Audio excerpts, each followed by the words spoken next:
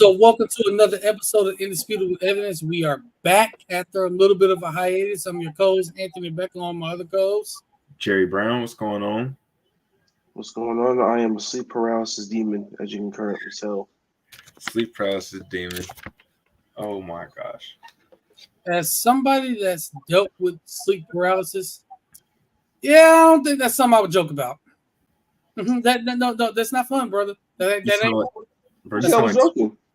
He sound like Sweetie. No, bro, That's crazy. It ain't fun. That's a crazy comparison, brother. Yeah, that was crazy.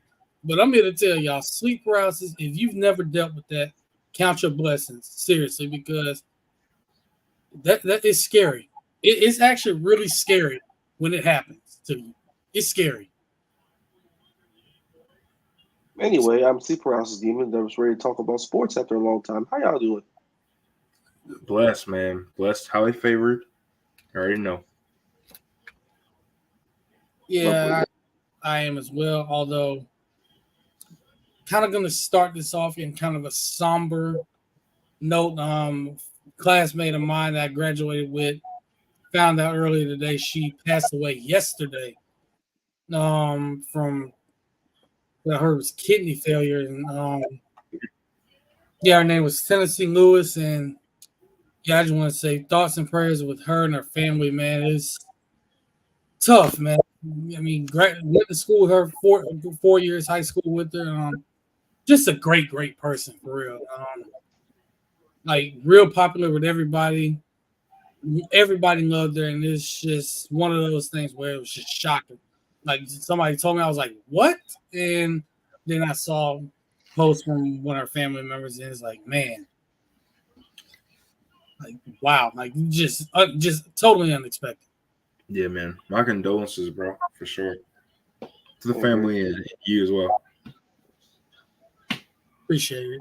Hate to kind of start with that somber note. It's just kind of just shocking. I mean, it's like just you hear it, it's like, what? Like this can't be real. And then you find out that she passed on April 1st, which is April Fool's Day. Is like, please tell me this, even though I would hope this is not a joking matter.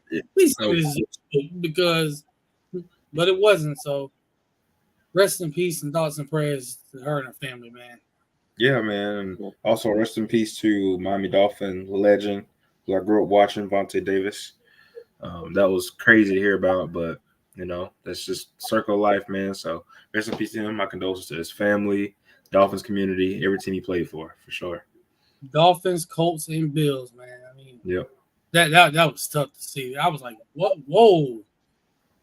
And I thought you, because when you said that, I was like, wait a minute. There ain't no way in the world. I looked, I saw, and then I got the alert that came in about 5 minutes later. I was like, man, just 35 years old, man. So yeah. Man. They said police suspect no foul play, so guess we'll find out soon what exactly happened. Yep. But how y'all been doing, Marcus? How you been? I mean, besides dealing with sleep paralysis, how you been? Sleepy. Did I mention the word sleepy? No, it's been a lot of long days, so sleep schedule's been all out of whack. But we here, we're alive, and that's all that matters, right? That's right. That's right. So we got a good show for y'all. We are shorthanded. Brother Darnell is not right now. School is killing him right now. Rightfully so. I would normally say rightfully so, but yeah, they're doing a little too much. It's what comes with the territory, man. Man, let him have a little bit of a break. He'll have a break when he gets to where he wants to be. It's just you gotta lock in, bro. That's it. Gotta stay locked in. Gotta stay committed. Yeah, you're right. Also, personal note: did y'all see the change from? Oh yeah. The roll-up page. Yep. Salute to Silk, man, for rebranding and him and was it Amon. So that's gonna be dope, man. I always support those guys, so I'm really proud of them and what they got going on. That's going to be a tremendous change up, man. And yeah, it's going to be cool. Rebranding for Florida. Yeah, moving more towards a pivot style podcast, which is really the wave right now when you think about it. Mm-hmm. So, I mean, it's not gonna be so much like back and forth, Miami, Florida State, Florida, back and forth. It's gonna be more so what you've been seeing, kind of sit downs with people. They'll just have a great conversation, and then with the rebrand, it tells you one thing: stay tuned, because when the website fully drops, the heat is on the way. So you gotta stay tuned. No specific details. Just stay tuned.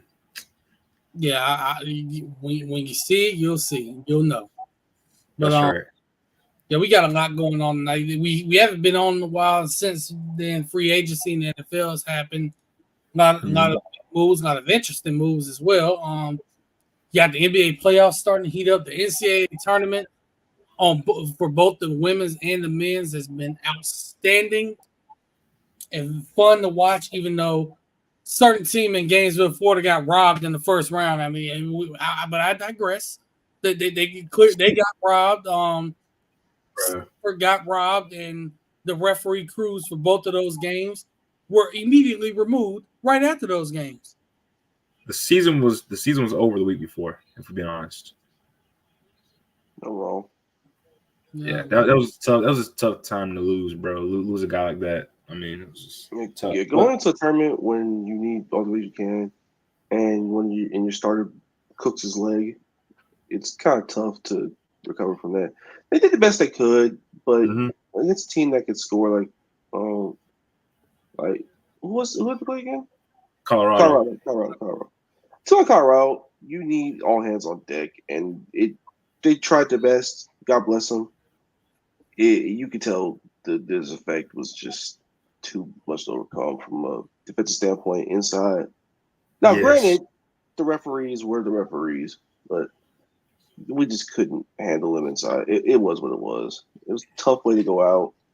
Tough way to end a really impressive and promising season. But what can you do? Yeah, I mean, getting Eddie Lampkin first round is tough if you lose a guy like Micah. So it is what it is, man.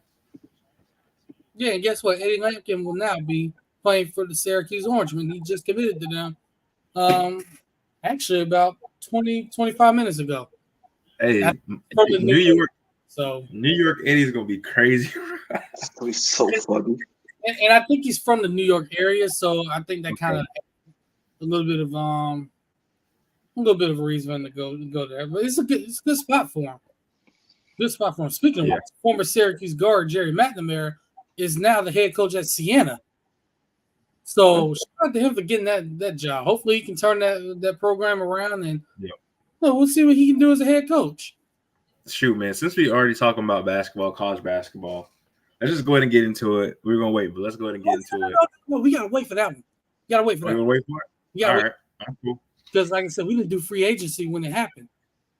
And I know Marcus, I can already tell by the look in his eye right now. The look in his eye right now, that look right here, this right here, he got some thoughts. But I'm just tired. But I do have thoughts. Well, he's tired too, but I know he has some thoughts. So kind of going over a couple of the big ones. We gotta start with the quarterback position. You guys' thoughts on Kirk Cousins to the Atlanta Falcons with the deal that he got? Kirk Cousins is a Hall of Fame bag getter. Shout out to him and his agent. I want his agent immediately. Like, this man has had how many years of guaranteed contracts? Like, everything that he's asked for, he has gotten in spades, and now he's gotten what? Did $100 million again from a team that they're not the greatest or anything like that, but they have the talent to be more than what they are on offense. You have these are obviously in the running back room. Your offensive line's really solid. You have Kyle Pitts, a tight end, who has been starving for a quarterback that can at least throw him the ball in stride for once. And Drake London, same deal, is a big body guy who just needs somebody to give him the football. And Kirk Cousins, look, no matter what you think of him, he is in the top 10 to 15 in the league. He's in that tier, no matter what you think of him at past January.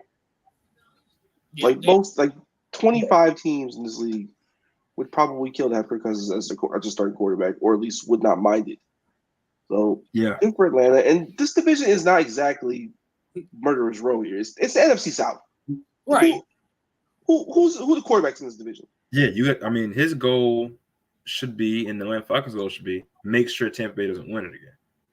Yeah, and Tampa Bay. The team we got to worry about when you think about it. And even then, it's still very topsy-turvy because it took Tampa Bay barely won this division because everybody in this division is still stunk. Yeah, they're not great. They're average teams at best. That's saying a lot considering if the team stunk, what does that mean for the Carolina Panthers? Hey, man. That team's in the pits of hell. Who, by the way, have made some really good moves, low key. Have they?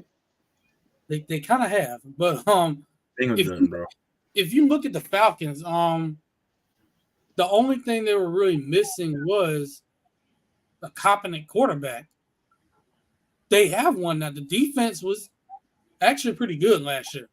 Yeah, you also lost the coordinator and some of the talent there, but that is true. That is true. But Raheem Morris knows defense, so that's him. Hiring him as new head coach is gonna help. Shout out to Raheem Morris getting another head coach job, by the way. Absolutely, deservedly so. With some of the coaches that get some of these head coaching jobs, deservedly so. Yeah, a lot of I know his Tampa tenure wasn't good or anything, but like him getting another shot at it is still good for him because he's had a good run as a coordinator in LA for a couple years now. So I'm very happy he had another shot. And I think he'll be a good fit in Atlanta. And if you got to leave LA, Atlanta's not a bad spot to go to. Yeah, well, he gonna be doing his thing. Hey, depends on what he's doing up there. Relax. Raheem Morris will not be in Magic City. He just wants some wings. That's it. Hey man, he don't got internet. Guys are unbelievable. He has internet. You're just gonna be using it. Dial-up broadband, man. He comes a little slow. So, AB, I want to ask you, man, how do you feel about my fantasy leader running back and your franchise running back for a year, two, going to a different team, man? And Marcus, how do you feel about it as well, man? Well, I'll look at it like this. It's good that he gets that money, but me personally, I wasn't really surprised by it. And the reason why is because when you look at it, they were kind of trending towards letting them go before. Even last year, the franchise got on them late last year. So they were kind of trending towards letting them go then. So them letting them go now is just not a surprise to me. They're probably going to hearing rumors of a reunion with Ezekiel Elliott, which I wouldn't mind if I know we're going to draft the running back, which it seems like that's the direction they're going to go. Yeah, you got some options. I think it'll be fine for y'all to get one. If y'all are smart, and I hate to say this, but you got to get due from Florida State, Benson. I was thinking the same thing because I hate this. I hate that school. I will not mention that school by name. Yes, you are. But when their running backs are good, I would not mind Trey Benson if you're pairing him with Ezekiel Elliott. First of all, if you're pairing him with Ezekiel Elliott, you got two big running backs, one that can really run in Benson. So I wouldn't mind that at all. And he can catch out of the backfield as well, which I think will be huge for Zeke to have. I'm not Zeke, but Dak. Honestly, any running back that solves the red zone problems that they had for good chunks of the season is a bonus. Yeah, for sure.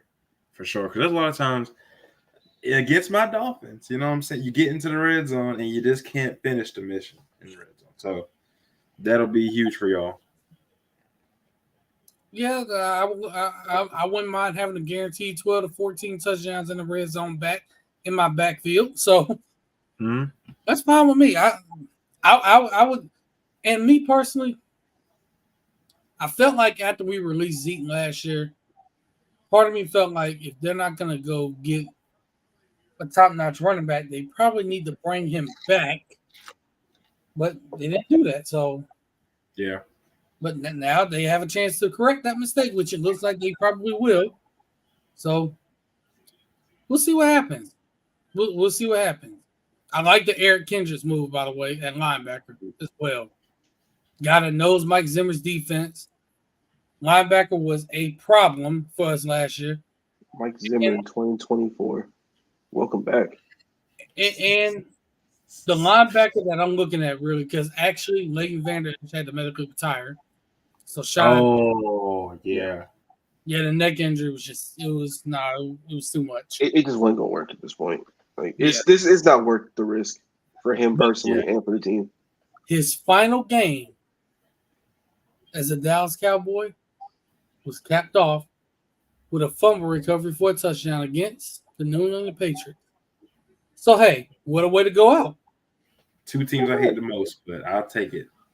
I mean, the Patriots is 2024, so I don't even care about them anymore. So it is what it is. I still hate them for several years of damage and freaking PTSD. I mean, they're because it's division, but still, like, What I mean, like, bro, like we were saying though, as far as free agency moves, we've seen just a lot as far as the running backs. I mean, I think Derrick Henry going to the Ravens, not to be like that's a match made in heaven. Yeah, not to exaggerate, but that might be like the most dangerous backfield read option we've ever seen. Now it comes down to Harbaugh not having a brain fart and actually giving the football in the championship game, but might be the most dangerous backfield. That was supposed to happen in Florida, but anyways. There's no might about that. That backfield is going to be scary. Yeah, it is. Because now you have to account for a bowling ball that just happens to be 6'3" and 245 pounds that still gives Marcus nightmares to this day. At the end of the day.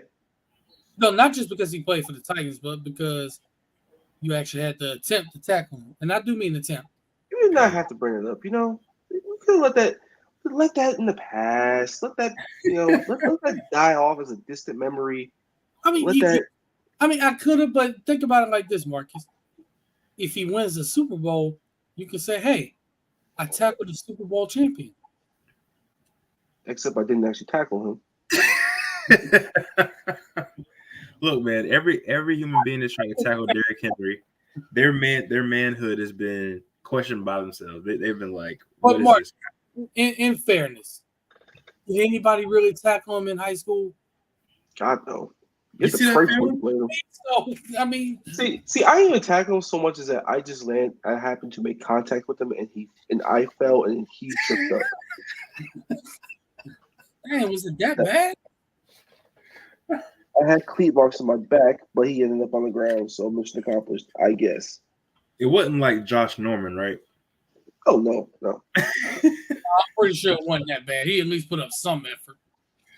I made a nice collision in the A-gap that, may have rearranged where my brain currently sits, and I may or may not have memory problems because of it to this day.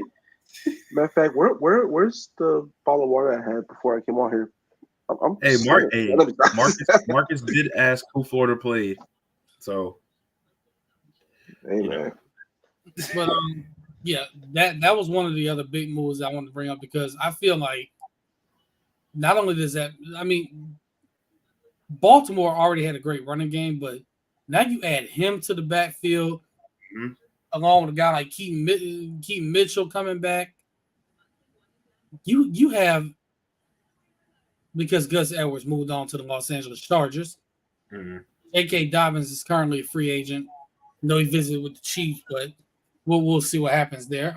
J.K. Dobbins is probably should retire. Man, I hate those damn injuries because he's a very good back. Yeah, he is. Yeah, you have them two in the backfield now with Lamar Jackson. So now you're Your backfield is like the running game is going to be the best in the NFL again next year, in my opinion. Mm-hmm. It should be. Oh, and on top of that, they can actually catch the ball in the backfield too. So They should be really good. I mean, I don't see a lot of excuses as to why they couldn't, outside of Pat Mahomes, why they couldn't make it out of the AFC. yeah, I was gonna say. Well, that and the offensive line is still not that great in protection, in pass protection anyway. At least tackles are right. Stanley. Didn't they lose Queen? He lost Queen. But Yeah, they were anticipating losing them. By the way, Jared, what happened? I thought he was locked in for Miami. It was smoke. As everything usually is. Just smoke, bro. Where you end up going again? I forgot. Pittsburgh. Pittsburgh. Yeah. Yeah.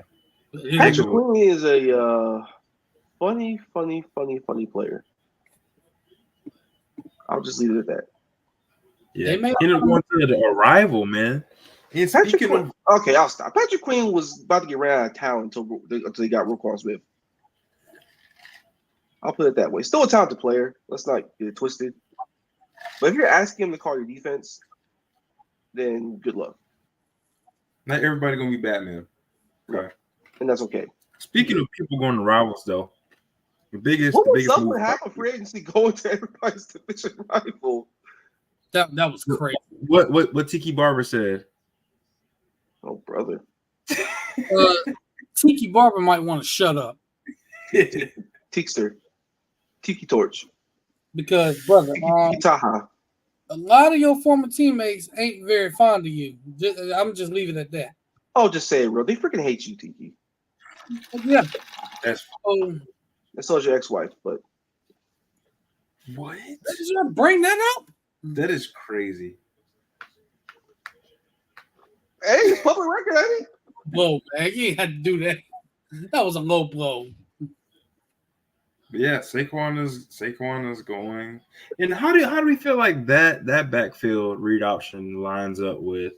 I know it's not compared, but on a scale from 0 to 10, like how would you say that they would rank, or what would you rate them? I mean, because they're a heck of a read option backfield as well. Jalen Hurts and Saquon Barkley.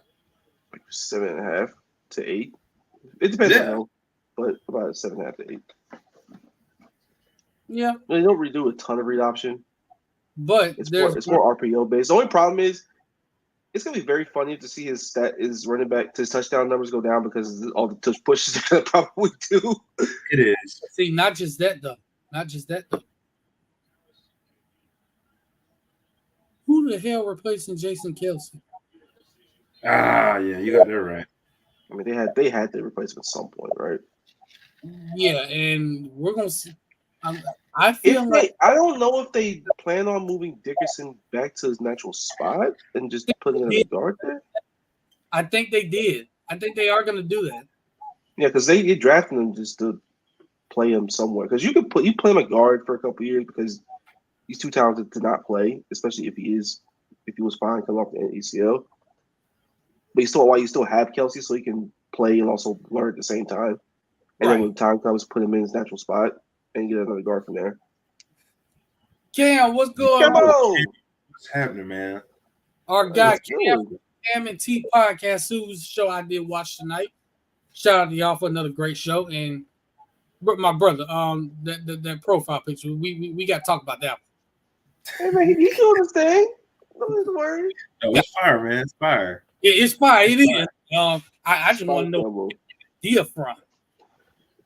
Like I think it's got to do. There's got to be a Marvel character or something. It's got to be that. Campbell, man. And we will not hear any further questions about it.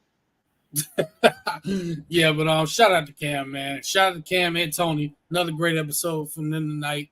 But what else is new? The boys, they doing their thing over there. What? And Cam is also a Ravens fan until Carolina starts winning again. Then he ain't gonna care about the Ravens no more. So I'm pretty sure he was ecstatic about Derrick Henry going to the Ravens. That man said, "We gone." Hey man, when you got to see their front office, That's a problem. They front office was a problem until they got rid of people they need to get rid of. Man. Now they're starting to make some moves, so we'll see what they do. But another move though that I found this very interesting. This particular move. I'm looking at it. I think it was who was it? Eric Armstead going to the Jaguars. I kind of felt like that yeah,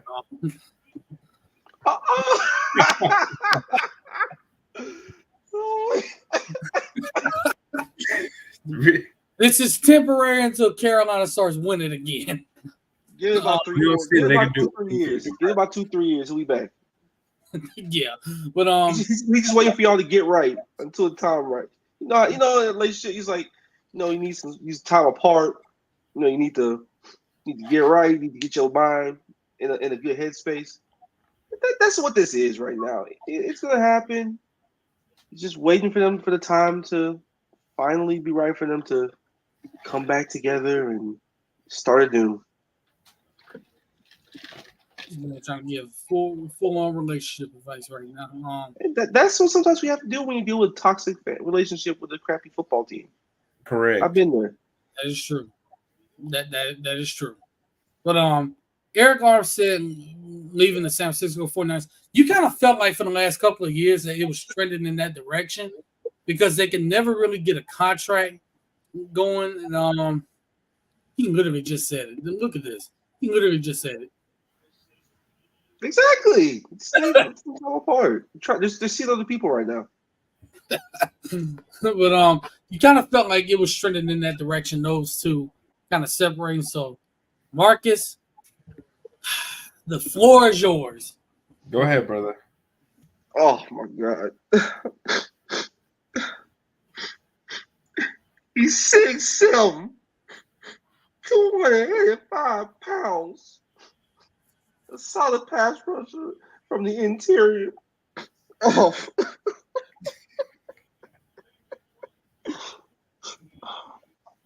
I've been waiting on this day.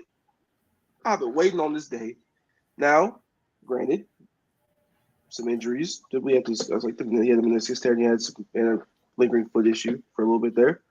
But if he's healthy, he is a major boost to this pass rush because, good God, they needed somebody else, especially inside. Because outside of Josh Allen and Trayvon Walker, no one on the team cracked over 4.5 sacks. He had 7.5, and he missed. And he came in the playoffs and balled out. And Josh Allen had 16.5, 17, something like that, and Trayvon Walker had 10.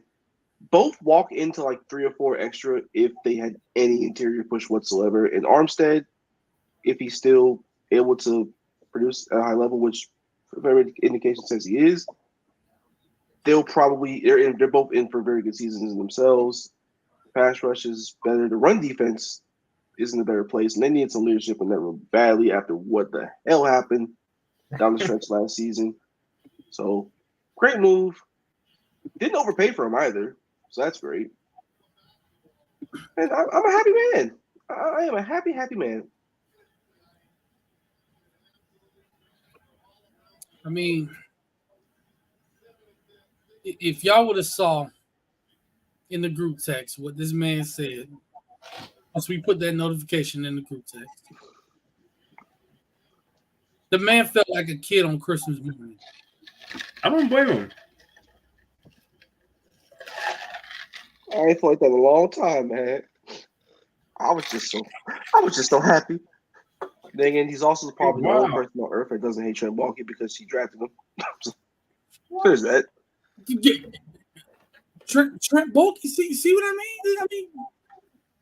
All right, let's not go. I ain't going that far now. Hey, There's still a draft. There is still a draft, and he'll probably screw that up. No, man. Y'all gonna draft Keon Coleman, and everybody gonna be happy. I'll kill you. No. See, the one thing is with Trent Baalke drafts now there's an established pattern. Now he's been here. Terry. The first round pick is going to be very good. Everything else, yeah. It's like you have that one guy you want to get in the first round, and it's like, oh, let's just pick and choose here. We're gonna take a third string player with a second round pick, and he's gonna take a linebacker somewhere no matter what. That is hilarious. Trent Baalke is going to contribute to my pain and suffering even further if he doesn't miss the draft up. Speaking of pain and suffering, former Celtic Scary Terry with 34 points and 8 threes tonight.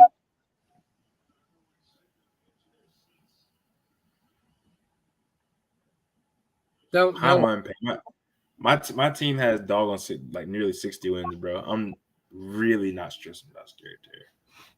Yeah, people that are watching this podcast, don't let this man Jerry lie to y'all. That is not what he's been telling us in the group. Hey, we gonna get to that. I'll talk about it. We're gonna get to that. We'll get there. We will get there. Don't you worry. Also, Justin Fields being traded to the Pittsburgh Steelers. How do y'all feel about that? I don't necessarily get it. I've been sitting on this for a while. You are far harder than Justin Fields than go ahead. Like that. And I'm standing 10 toes down when I say this. I feel like the Chicago Bears are making a huge mistake. I don't think so. Because I do like Caleb Williams as a prospect. I do. Big purr? I feel like you're insane, man. Why are you like this? Why? They got Carl Anthony Towns coming in. Hey, bro. Oh, man. Reason why I feel like they're making a mistake is because I feel like they gave up on Justin Fields too soon. There were he didn't have a whole lot around him last year, and he still had a relatively good season. Did he? He did, considering what was around him, or in this case, what wasn't around him. So now you make all these moves to improve the team, which, I mean, Chicago did vastly improve their team with some of the weapons they got. This is probably one of the best situations for number one pick, ever. It is. But now, how good is it going to be? I have no idea. But the floor is significantly higher than a normal number one pick is. It is, but this is my thing. Why trade Justin Fields when you could have actually kept him and still made these moves? Like, why did you need to trade him? All you need to do was just build around him. I mean, how good do you actually think Justin Fields is? That's the question. Yeah. I mean, I feel like he's better than what the media is trying to portray him as. And I also don't think he's like that's true. I believe there's something to it. I also don't believe he's all that either at the same time. I just think Caleb is a better prospect. And if he's there and you have an opportunity, why the hell not? I've been consistent on this for months now, and it is what it is. And then if Caleb doesn't pan out, I mean, at least you gave it a shot. You're not going to be regretting passing up a guy that could possibly be a franchise quarterback. At least the cover's not there in terms of the roster now. Now, again, there's with Keenan Allen, how much does he have left in the tank? Is your question? You're probably going to take someone else with the second first round pick that you have. I'd take a lineman there if I were them. Mm-hmm. Maybe another receiver if you really wanted to do it. The world is pretty much the Chicago Bears oyster. They decided to go with a guy who thought was a better prospect and had more upside. I get it. It's not like this. There's no precedent for a team doing this before. Like the Cardinals did with Josh Rosen, and they went and they had a chance to get Kyler Murray, and they immediately took it. Mm-hmm. That's it. You don't want to be that team. You really don't want to be that team. So I definitely get it. Definitely get it. That doesn't mean that I think Justin Fields isn't going to be a solid quarterback at some point. And my thing is with Justin Fields, like you can tell how much the rest of the league actually values him by what he went for. Mm-hmm. He went for backup potato chips. Yep. Now I don't think he's hopeless. I don't believe that at all. Like I think we can all say this. I just don't think he's particularly somebody that you're gonna be like putting your arm around him and let's go. Mm-hmm. I think he'll be fine. I think he's just fine. But again, if you have a chance at Caleb Williams, you take it. I agree. Simple as that, man. I mean, and especially in Pittsburgh, with the whole Russell Wilson situation where they signed him basically for nothing. If for Pittsburgh, it's like, why not? Your quarterback room was instantly better than what it was a year ago, and you made the playoffs somehow. So good for them. Yeah, I really agree. Like, I don't think you have a lot to lose there for Pittsburgh. No, not at all.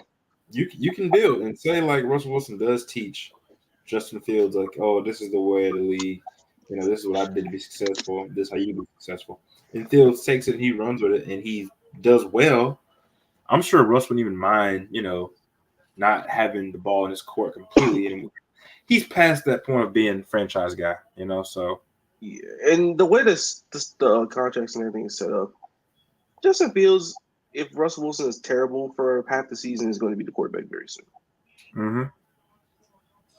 So we'll see. It could work out. Could not. It's a shot in the dark that you take if you're both teams.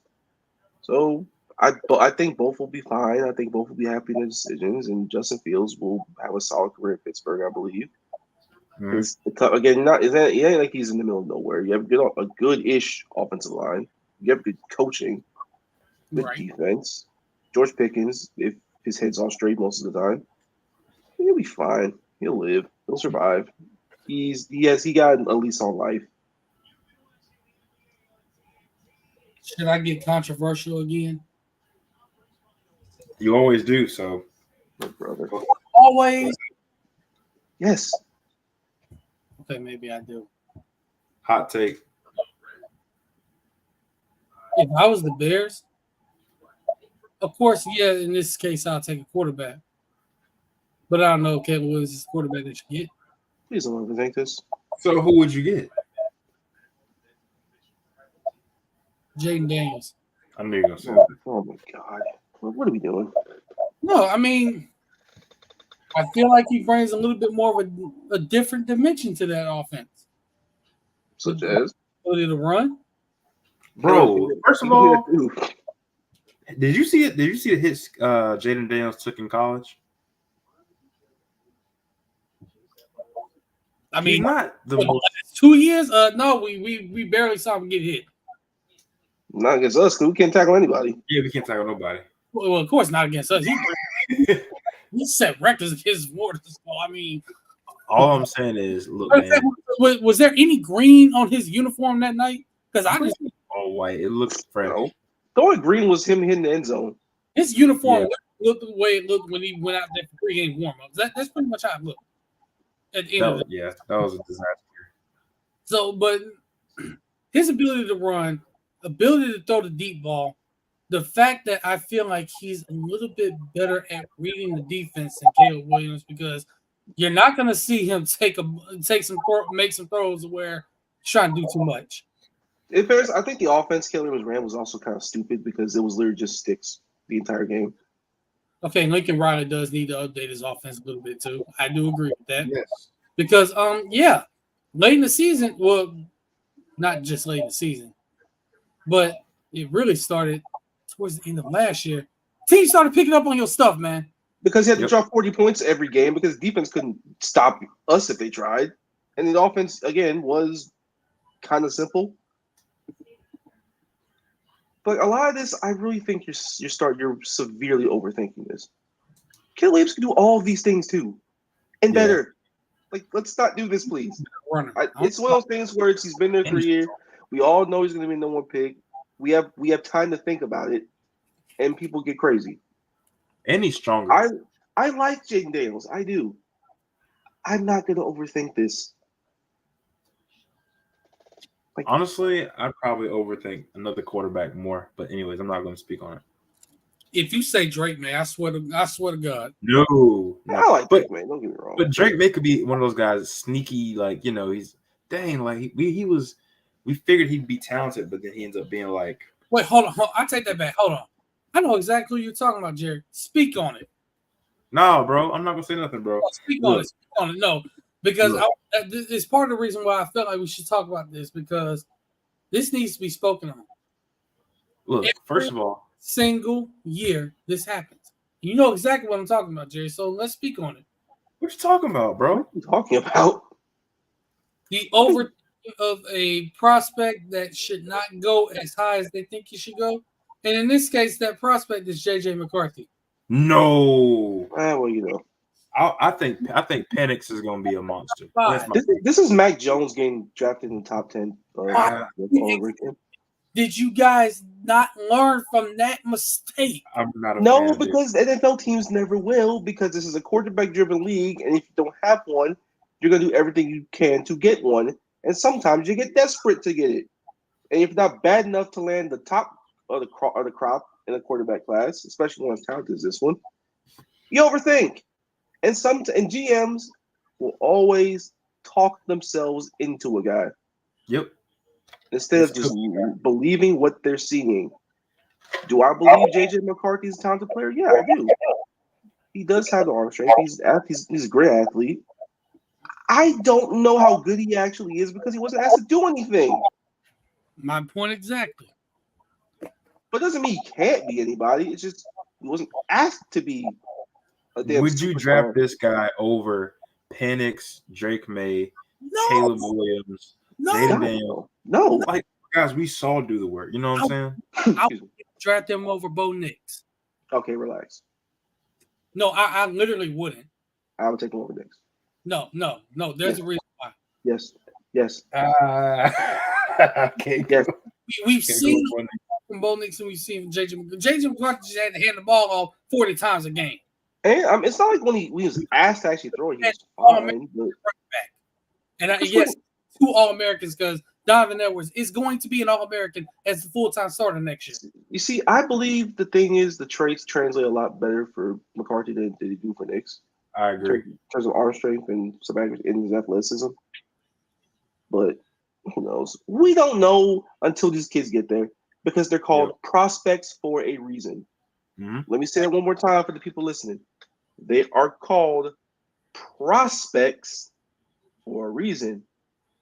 You got 3 or 4 years, maybe 5, sometimes 6 or 7, because circumstances on these guys. I'll take for a reason on these guys. Or 9. Hey, man. And he was doing today. But like I was saying, you have this tape of these guys, but when it comes to their skills translated to the NFL level, you don't know until they actually get there. So you got to watch all the tape you can, evaluate every aspect of their game, and see how they translate to what you run and what teams will be running against them at the next level. You got to do your homework. You got to study, or you're going to fail a test at draft night. Simple as that. You'll look bad for 3 years. And you'll have a job. Yeah, we know teams going to fail on draft night. We know that's going to happen. It happens every year. We know what it is. It's the usual suspects, plus some teams that may or may not overthink what their board says or do quote unquote value. You know how it goes in these war rooms.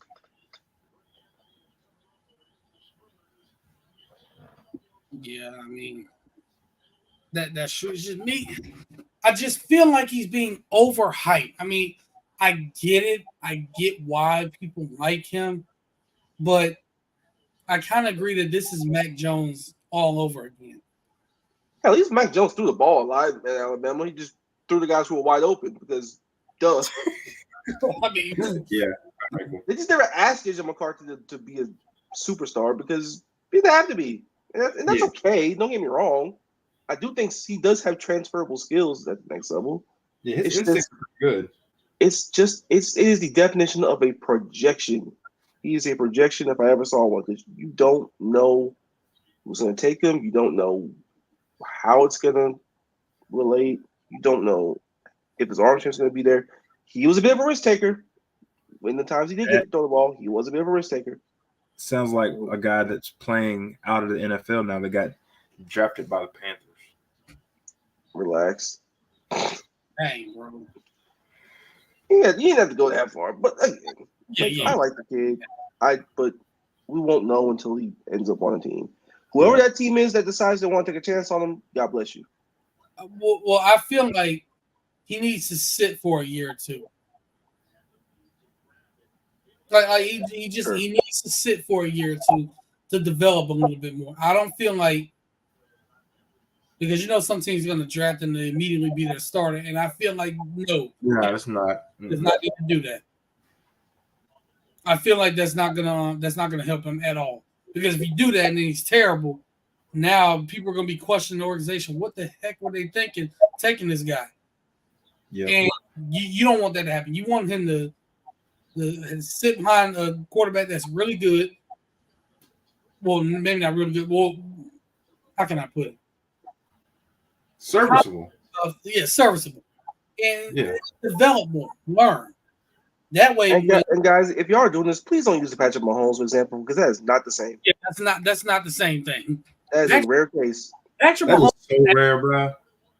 Yeah, Patrick Mahomes, let's be real, was actually ready to play year one, but Alex Smith wasn't that terrible to where they were 13-3. They traded up from 26 to 10 to get him. They just did it because they knew what the future was going to be, and they realized if they wanted to really go somewhere, they needed more. Exactly. And now Smith ended up having the best year of his career that season, by the way. Funny enough. And I hate to even use this example because this is a team going from one Hall of Fame quarterback to another one, even though they both are crazy, if you know what I mean.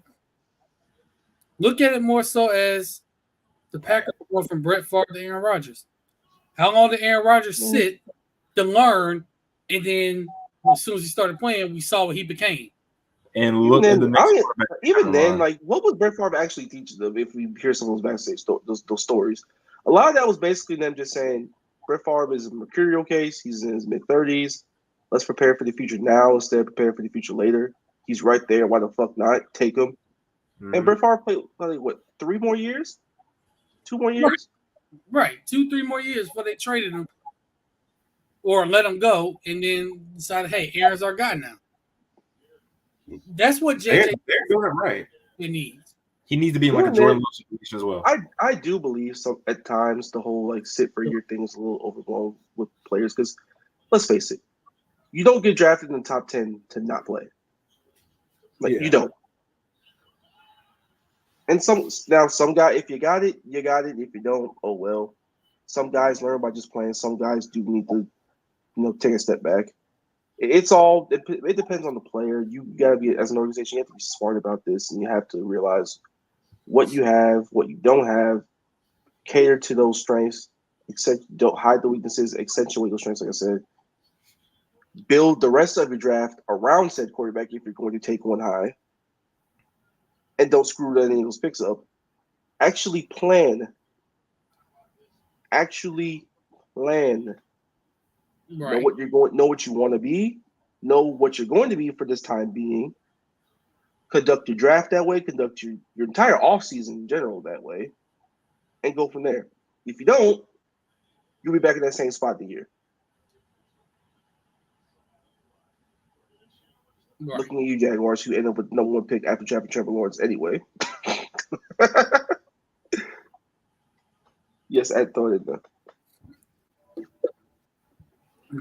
And Jerry brought up another great example of the Packers going from Aaron Rodgers to Jordan Love. Mm-hmm. Look at the year that Jordan Love had this year. Yep. His first year as a starter. Didn't start off well, but he continued better and ended great. He was a young player. He's a young player with a good offensive mind with Matt LaFleur, and young players around him, so they grew together. Yeah, like it works out. And like even one more example is, even though it was a weird and not the greatest situation, but when we had Fitzmagic, man, and we kind of like put 2 in at certain times, I think it helped Tua grow a lot, like mid-season. Even though that was so strange. It was very strange. Flores is crazy. Because they had, now into their credit, I guess, as an organization, they had a plan and stuck to it. Yeah. No matter what was going on, so I get it. Yep. It worked out, man. You know, how many organizations have plans? Crazy. Yeah, that's true. Now, with that, NFL draft will be on April 25th live from Detroit. Shout out to Detroit; they deserve that. But by the way, Jerry, who won that? Because I didn't see it. Who won OKC Philly game? Philly. Freaking Embiid, bro. Man was exhausted. Rightfully so. But yeah, we're gonna transition. Speaking of basketball, over to the NCAA tournament, men's and women's. So y'all want to start with the women's or the men's first? I'm down to go women. Yeah, let's kick it off with the women. It's been a very fun tournament for them. Let's kick it off with women, bro. Because watching this tournament, it's been a lot of great games, but let's talk particularly in last night. Mm-hmm. Last night you had iconic battles. First game you had a rematch of the national championship game between LSU and Iowa. Caitlin Clark for Iowa, Angel Reese for LSU. And then the second game, UConn versus USC, in which you had Paige Beckers against Juju Watkins. Mm. And all four of these women delivered. It was must-see. Matter of fact, I think they said the Iowa LSU game wasn't that like the third most watched game in network history or something like that? Yeah, it was crazy. It was the highest, actually. Yeah, and the most watched women's college basketball game ever, I believe. So, and it had to have been higher than any WNBA game ever. Had to have been. It was, but that just tells you where the women's game is going. The women's game is continuing to grow every single day. Forget every single year, every single day. Mm-hmm. Because a lot of these players are going to be in the WNBA. So that's going to help grow the WNBA game as well. Yep. Now, WNBA does have some growing on themselves to do because there's too little teams and too much talent coming in these days. But so I hope the expansion plans work out and come to fruition as well as they need to be because there's too much talent out there come through the pipeline and so little teams for them to actually be on. Because you see first round picks get cut in training camp their first year going into the WNBA. So, like for example, Bria Beal, who just signed recently with the Las Vegas Aces, was a first round pick last year, I believe. Mm-hmm. Cut, and now she's with the Las Vegas Aces. You know, like people underestimate how difficult the W is. Like it's a competitive league. There's not enough spots. There's a lot of talent. It's dog eat dog, man. And the veterans are excellent. In WNBA, y'all really let that happen? Y'all really let defending champs get that on their roster? You know y'all messed up, right? You know y'all messed up. Aces got it. That's all I'm saying. Yeah. You messed up by letting that. Because she's gonna help that team. I'm telling you right now, she's gonna help that team a lot. Yeah, she'll be an asset in bunches. Now to the game, from a strategic standpoint. Go ahead, Marcus. I'm interested to hear what you guys say, bro. This is gonna be good. That was one of the worst coaching jobs I have ever seen in a big game from a coach as good as Confederate Kim. Bro, why were you playing under on the ball screens on Caitlin Clark all game? Drop coverage and playing under, and like there was one instance when they went way under. Like that's a green light. That's the Autobahn for Caitlin Clark, bro. And you playing a one-on-one with Haley Van Lith? She too little. You know what she was? You know what Haley was out there? She got Van Lith. She's a verb. Soft. That's crazy. But man, you know how bad it is when you're getting cooked all night long and into the damn morning, late afternoon, bro. Like I like it, bro. I do. I think she's. Oh, I'll go further. Hold on. Why was Flajie Johnson not the one you decided to stick on? Especially you put best on her. I don't get that. And then in transition, they tried to run it out. But guys, you know you have to get back on defense too, right? For this to work. Like y'all are aware of this. Because she was throwing that ball ahead. I mean, and it was dimes, bro. She was looking like Pat Mahomes out there getting the ball down to It's those like girls. Caitlin Clark, you know she's going to get her 27 to like 40 on an excellent night. You know this. That's who she is. You can't let her get double-digit assists. No, because man. who else is on this team? That's gonna burn you. I agree. And those girls there are were getting so many instances where Angel Reese got whatever the hell she wanted inside because they were too small in the interior. And Claudia got whatever she wanted for the most part. Like they just didn't quite. I don't know what that coaching job was. I don't understand that. It was trash. I get the whole like quote unquote foul trouble thing, but you ended up in foul trouble anyway. Put your best defender on her. You know played her before. You know how to guard her. You know what Haley Van Lith was? Barbecue chicken. Barbecue chicken alert. Barbecue chicken alert. Barbecue chicken. Dog. Really what it was all night. That was such a bad decision. Like she's not big enough. She's not athletic enough to stick with her.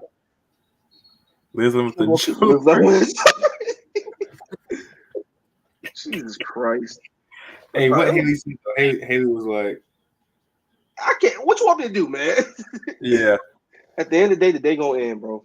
That's what that was. Bro, it was truly sad. But I think you have to mix up the game plan a few times. And a lot of times, Kim just let Caitlin get away with not playing defense. Like, you have to force her to play defense.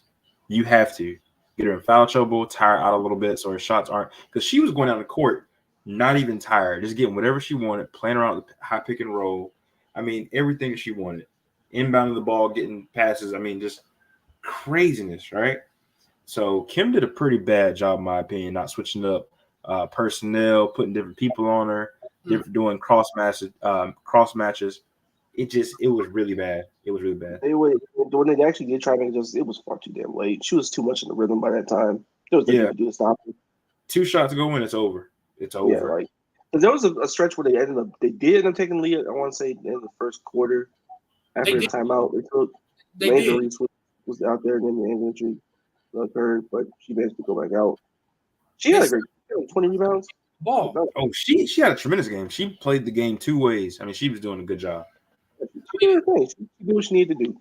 That stretch you're talking about when they took the lead in the first quarter, they stopped taking threes and started getting the ball down to Angel Reese inside, and that's what opened up the whole offense, and they just went away from it for some reason. That's what I kept saying to myself. I was like, LSU, you're getting to a shootout where the team doesn't mind shooting. What are you doing? And then they calmed down, and then they just rev back up again. Like, guys, you're getting to a roller derby with a team that doesn't mind roller derbies, and you're not getting back. You got to get back. You're doing long shots lead to leak out. Exactly. You can't go halfsies if you're trying to play a transition game. You can't. Nope. I don't know, man. It's tough. Now, because we'll get into the second game. That's where I think UConn is going to give Iowa problems. Because the way they defend, ain't going to be no drop coverage on Caitlin Clark. The fact UConn's even here is a miracle. I ain't going to say a miracle because it's UConn, but they have like 5-6 players that out for the year. That's nuts, bro. And they're playing a lot of freshmen. Mm-hmm. It just shows why Gino Auriemma is the best women's coach of all time and one of the best overall college coaches of all time. And it shows you why Paige Beckers, man. Paige Beckers is like, don't forget about me. You know? Yeah, say this is gonna be a game where she basically says, "I'm finna remind y'all who I am." She's basically Caitlin Clark before Caitlin Clark. And they were around. UConn is super pretty. They're seasoned. They're tough. I think what will separate those two in that game, particularly. Coaching. I love coaching. I love Caitlin. Don't get me wrong. Caitlin is a generational talent. Oh yeah. But when it comes down WNBA draft, by the way. When it comes down to possession by possession, I ultimately trust Paige to make the right play more than I trust Caitlin to make the right play. Yep. Someone said Paige Beckers is Kobe cosplay done right. I cannot see it by the way she plays. Dude, she's nice. She's nice. She shares the ball. She gets to her spots. You know, I mean, I don't think I saw her make a bad decision last night. And then she doesn't make bad plays. She doesn't. No, and she's a student of the game. She reads everything. She got a few plays where she just got the steal off of just knowing what they were going to run offensively with Juju getting the ball up top. Mm-hmm. I'm like, dang. So, and that just shows Gino has trained them so well to be able to, you know, change up their style of play, adjust to what the other team is presenting. So I would like UConn, man. I would like UConn. See, like Paige Beckers with her, I think she has a very sound all around game. Like she gets to her spots, she makes the right play all the time. Mm-hmm. Now there are instances where like she is a little too unselfish to a fault because there are times where like she'll go at least 2 possessions without seeing the basketball, and then when she does get it, it's like, all right, I'll take over. Midi, and then she has like 21 points. Perfect example of that is actually last night because when USC got back into that game, they tied the game. That's when it was like, wait a minute, all right, Paige, we need you to bring us home, and that's exactly what she did. Now she had the ball in her hands. She was creating shots for herself, for her teammates, making the right decision, just being a floor general out there and showing why she's still one of the best players in women's basketball. Yep. But I would openly admit, a little tiny part of me was hoping USC would win for one reason. Me too. Like, if it would have been USC Iowa, part of me felt like it would have been a passing of the torch. Caitlin Clark forced to Juju because going to next year, I'm gonna just go ahead and say it right now, Juju Watkins is going to be the best player in women's basketball. Yeah. Like right now, it's Caitlin Clark. She's the best player in women's basketball, but not the most talented player. Juju is the most talented player right now. She's nice. Because I mean, for a freshman, this is a freshman that came in. They basically said, "You're a leader already." She is everything they said she was coming in, and quite frankly, more. To be honest, I mean, we already knew how nice she was, and you know, for USC, even though she's from Los Angeles, to win that battle over South Carolina, because she was down, I think, to USC, South Carolina, and Stanford. Those are the 3 schools she made her decision from. And she chose to stay home and go to USC instead of going to South Carolina. Can you imagine South Carolina with her?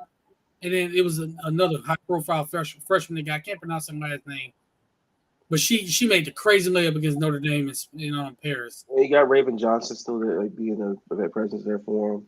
That was Can you imagine if Juju was on that team?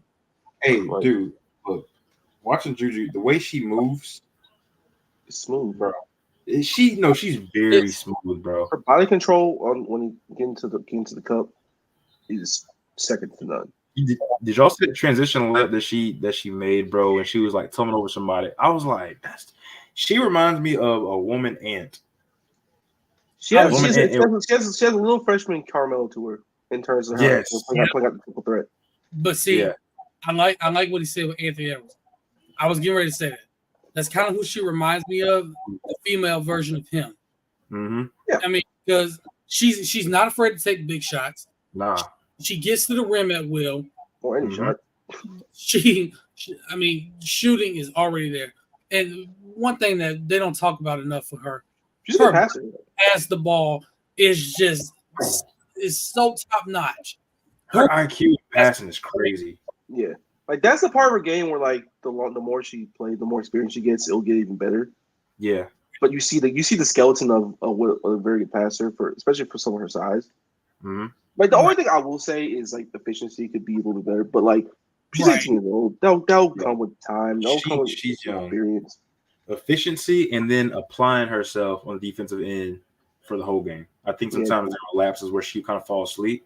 Which, when you're taking on that much of a load, and also I will say her teammate, what was her name, bro? I don't know. She kept jacking up these freaking transition threes. Bro, like, somebody said like they treated they treated Sanaa Lathan like basketball. I was like, come on, y'all, relax. Sidra and Monica. Ain't let no freshman beat me. I'm like, come on, bro. Bro, no, it was. I was so pissed. I'm like, why would you take this shot? Like, this is stupid. We showed like 5 minutes about touching the ball at one point. Bro. Well, Well, and also you can't make the comparison for one reason. The coach didn't basically have her standing on the side like this at the showing somebody up. I mean, That was just one of those things where like their lack of experience at this stage just shine through at the worst times. and They'll be as back. Sanaa Lathan was a freaking savage in that locker room, saying didn't have to drop very hard after the girl said you were trying to make me look bad, didn't have to try very hard. Like, damn. Yeah, Sanaa's gold in that movie. Weapon Basketball is a funny movie. I'll just leave it at that. It's actually hilarious and unserious. That's what it is. It's such an unserious movie that it's like the more I watch, I was like, why do people love this movie so much? In terms of the romance part. Areas though. I mean, Monica. The only difference is Monica wasn't as heavily recruited, but she was still heavily recruited. Goes to USC. Quincy's the number one recruit in the country. Goes to USC. Isaiah Carter goes to USC and he's a top recruit. Juju Watkins goes to USC as a top recruit. First of all, what they doing at USC with NIL? I mean, they do their thing. I mean, USC men's team kind of stunk, but you know, that's they lost Bronny today, so. But I'll also say Los Angeles does change a little bit. Okay. Bronny, back to the topic. Yeah. Juju is going to be the best player in women's basketball next year. It's just that simple.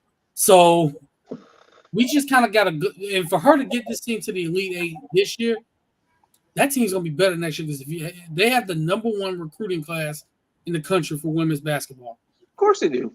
Next year. So, which is so very, such a 180 because I remember Juju Watkins' mother came out earlier today and she was like, talking about the USC's recruiting battle for her. And she was like, Juju wanted to come here. And like then she literally called up like AAU players she played with that were highly rated recruits. And like they didn't pick up the phone when USC's coach called them. That's crazy. And Juju's still coming here. Like that's a big feather in the cap, and that's huge commitment. And really glad it's working out for both parties. She's alpha. And she's gonna bring this program back to prominence since the Cheryl Miller days, man. Like I'm really excited to see what she does for the next 2-3 years.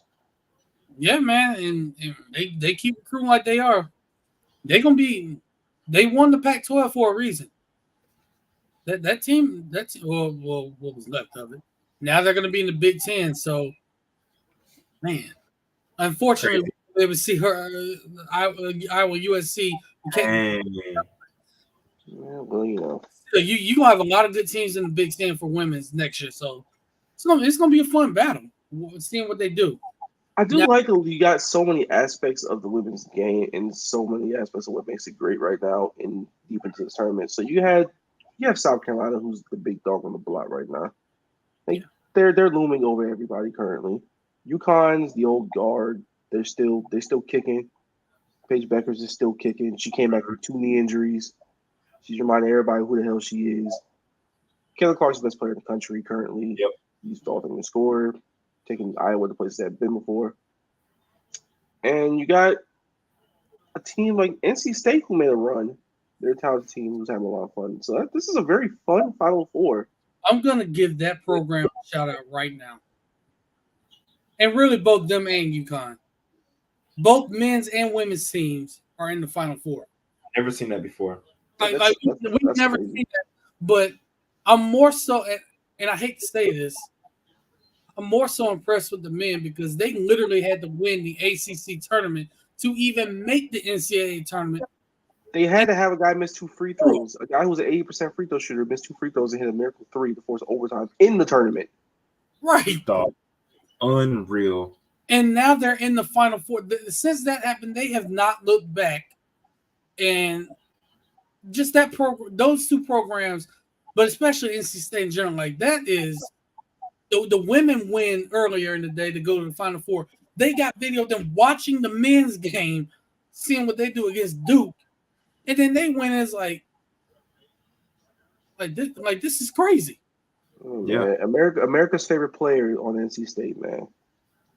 Hey man. Speaking of, let's get into the men's, bro. Let's get into the men's. Man, the tournament has basically been something where it's a semi-predictable outcome in terms of at least a couple of teams that are there. Right. Purdue shot UConn. But there's been some fun along the way, right? We know NC State's run. Alabama doing their thing, which, oh God. This is me off. But anyway, But congrats to before the 4 teams that made it. But before we keep going, I just want to say for the women, in my opinion, nobody's beat South Carolina. That team's on a mission. They're going for everybody's head. So I don't care who this you is got. fun. This is great. This is excellent stories all around. South Carolina's a big dog. And if they get Iowa for the national title, Yeah, so good. you better believe they want revenge. Yeah. But yeah, going back to the men, like you said, there are two teams there that it's not surprising that they're both UConn and Purdue. It's not surprising. UConn murdered everybody on the way there. Purdue did their thing. They had a really fun Elite Eight game against Tennessee. That game was, oh my God, that was such a good game. Zach Edey put on the show for Purdue. Dalton Connect for Tennessee put on the show as well. I mean, we're drafting. Dalton Connect is right there, guys. Take him. Yeah, just don't let the Boston Celtics take him. What? Why? Bro, come on, man. I mean, he'll go high because it's not a good draft. So, I want really not a great draft. But DJ Burns for NC State. I'm gonna be honest. I love Zach Edey. He's the best player in the country. Probably gonna win the Wooden Award, and he should win it. I know he's 7'4", and DJ Burns is like 6'8", 6'9". Mm-hmm.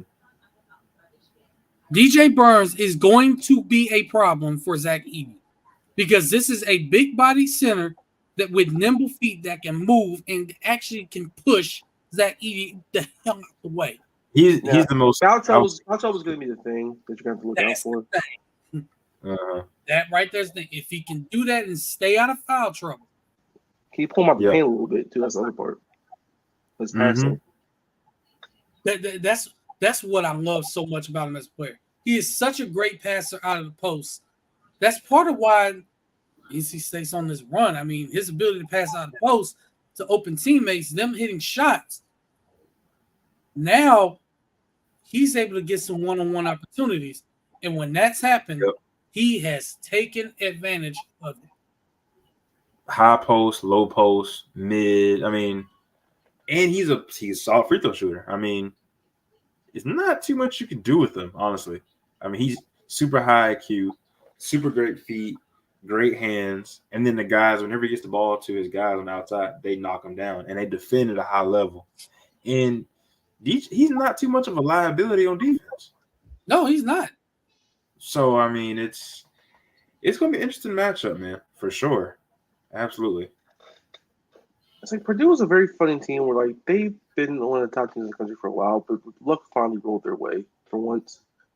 Also, fun fact, this is the first time since 2018 where the Wooden Award winner got to the Final Four. That's crazy. It's been since Jalen Brunson won the award. This is the first time they've gotten past the Final Four. AKA Mark Sears. Okay, relax. Ooh. Not gonna say. Shout out Mark Sears. So they're doing their thing over in Alabama. But anyway, so with UConn, let's talk about UConn for a second, man. I have some thoughts on this matchup. Of course you do. Well, I'll just say this: UConn's a buzzsaw. They have been all tournament long. They're very much a team. Oh, sorry, baby. No, you go ahead. You can go ahead. No, like they're very much a team where like they've been the best team all season long, or they've been in the conversation as the best team in the country. And they get to the tournament and they just dial it up like 20 notches. Like they've been great all year. They get to the tournament, they've been dominant. Like they're killing people. Doesn't matter who they played. Doesn't matter who's in front of them. Doesn't matter how long the game's going, where it's kind of teetering a little bit like the own game. They flip a switch, or they get into that mode, and they just absolutely steamroll you. Like Diamond Klingon's been a damn problem. Tristan Newton's still awesome. Calcaterra, like all of these guys, bro, and they lost very key players last year from last year's team, like Andre Jackson, like Jordan Hawkins, Adama Sanogo. And there's phones right now. Check your phone. Bruh.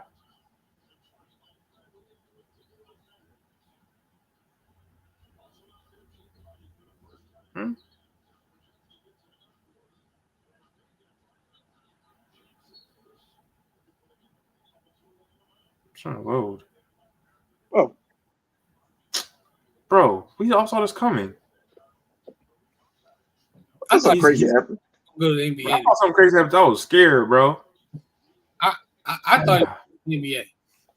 I did too for a second, but here's what it is. Anyway, But what do you call like they lost three. They lost three major components of last year's championship team, and it's like nothing happened.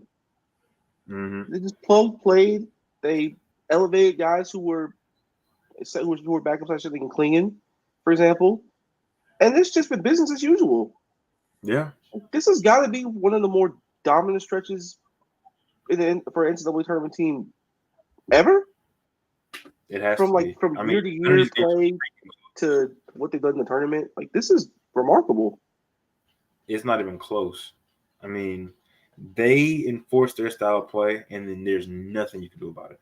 Yeah, even the Illinois game, like they didn't shoot particularly well Illinois at all. yeah, but But a 30-0 run is like that's not going to happen every day. but like it got to a point where it was like they didn't shoot all that well, but like Illinois couldn't finish at the rim at all. They got to a point where it's like, well, if you want to stay close to us, then we're just gonna get the hell up out of here. Give you a chance. I'm glad you said that because see, this is where I'm going with this. This is what makes this matchup with Alabama so interesting. Because Alabama led the nation in scoring for a reason. These boys can shoot the ball. They're making shots, and UConn has any little stretch where they're not scoring. That's where they're going to be in trouble. You're overthinking this, aren't you? No, you're gonna pick Alabama, aren't you? I see it in your eyes. You're gonna do it. Alabama because I still expect UConn to win this game. But like what I'm saying is, they have any stretches where they're not scoring the ball and they can't stop Alabama. That's where it's going to become a problem. And then you're going to see, all right, what is this UConn team made of? How can they get back? What can they do to get back into this game?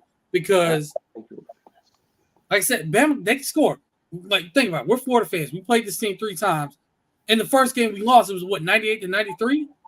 And then they scored 90 in one game and like the high 80s in another game where we beat them. So, like, we know they can score.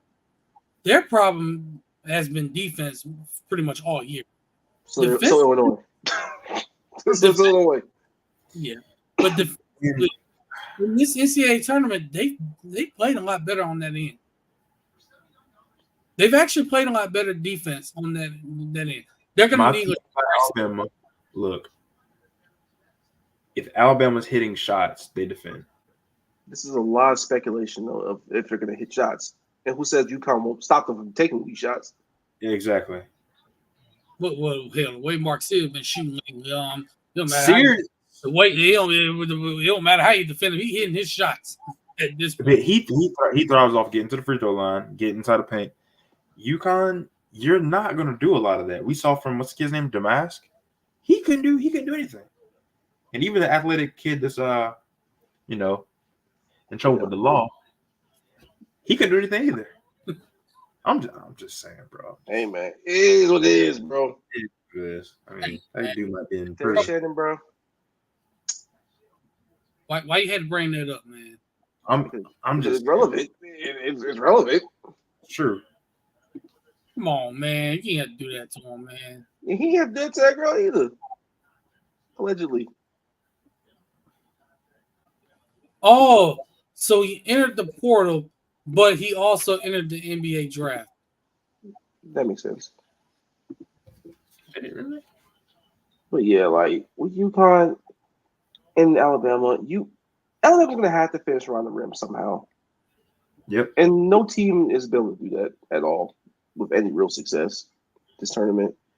And they sound like they're a very similar profile to Illinois in that they rely a lot on being able to score, but their defense isn't great. Now they play better defense than Illinois has for the most part. Plus, we gotta remember if Clemson can shoot free throws with any real consistency in that second half, it's a game. And they tried to make it a game at times, but they just couldn't quite crack like the 4-point margin because Ben will come back with a shot from Spears, or they get a big offensive rebound from someone like Pringle. And man,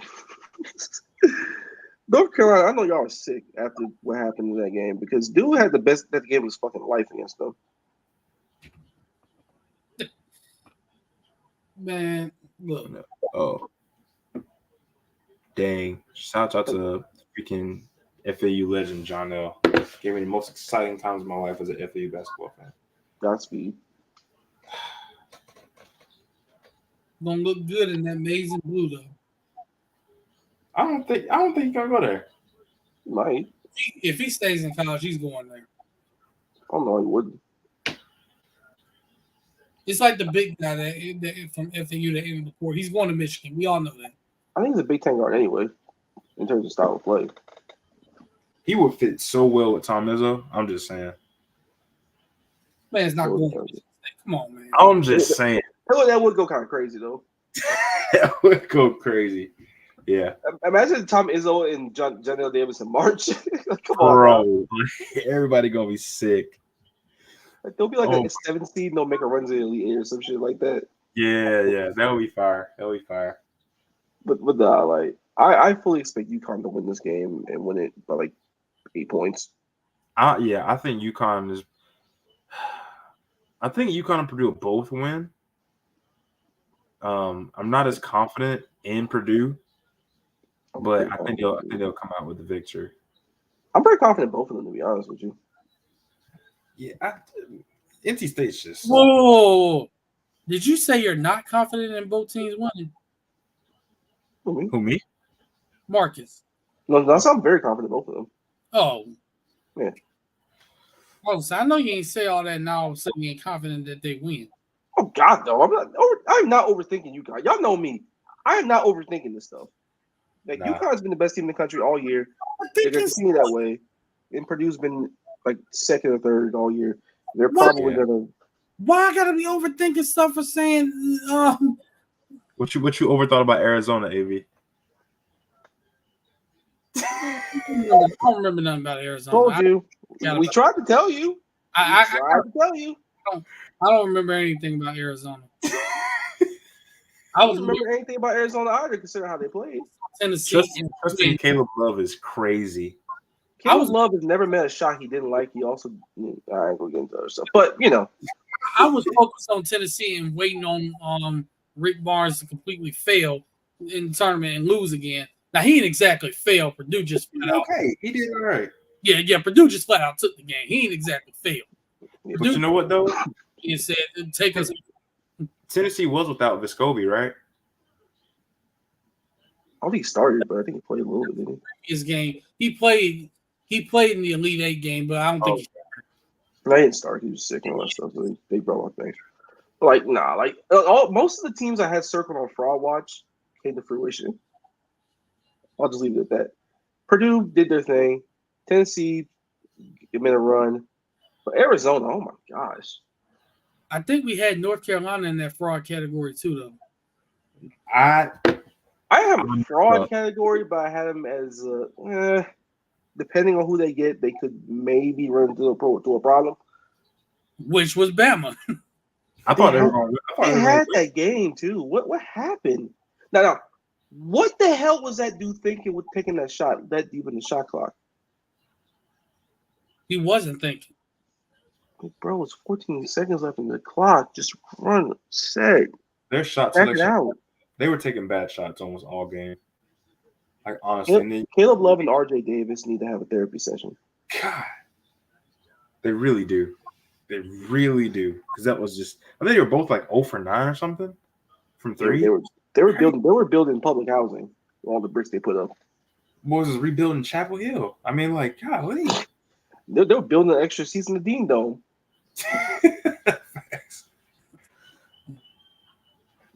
Yeah, but it's been a good March so far, bro. It's been a great March. It's been very fruitful. Yeah. It's been a fun Final Four both ways. I'm excited to see how it progresses. The tournaments probably have a predictable outcome in terms of who is going to be there at the end. But damn, has the destination been fun? Yeah, That's all you can ask for, right? Also, salute to Sheed. Real hooper. Godspeed. Just as long as UConn men don't win. We need them to lose. Oh, we definitely need them to lose, but I just don't see them losing. Do we? As a Gator fan, I would need them to lose. I'll be happy with Purdue winning. I'm sorry, that was fun. I'm sorry, bro. I like watching the play. Fired. I'm just saying, bro. I'm sorry. You need DJ Burns to win a championship. What, bro? That would be funny. Yeah, I need that. Somehow, Jim Valvano is smiling somewhere. Like, Jim Valvano is coaching this team right now. Is what's going on. It's like this is literally the copy and paste of 83. Hey, bro, look. Valvano is coaching this team from heaven. Is what's going on. The copy and paste of 83 all the way down to playing the 7-foot plus player of the year.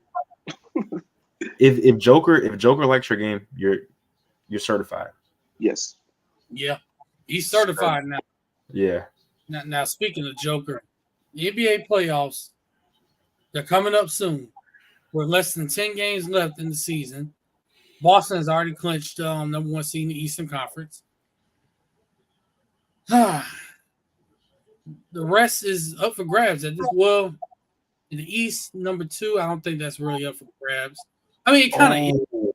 It kind of is, but my Heat beat the Knicks tonight, so OKC might be. Let me see. OKC currently number 1. Well, not wait a minute, they lost. So I think Denver is a half game ahead now. Of course they are. So, yo, first, second, and third. Can't see that. OKC's first right now.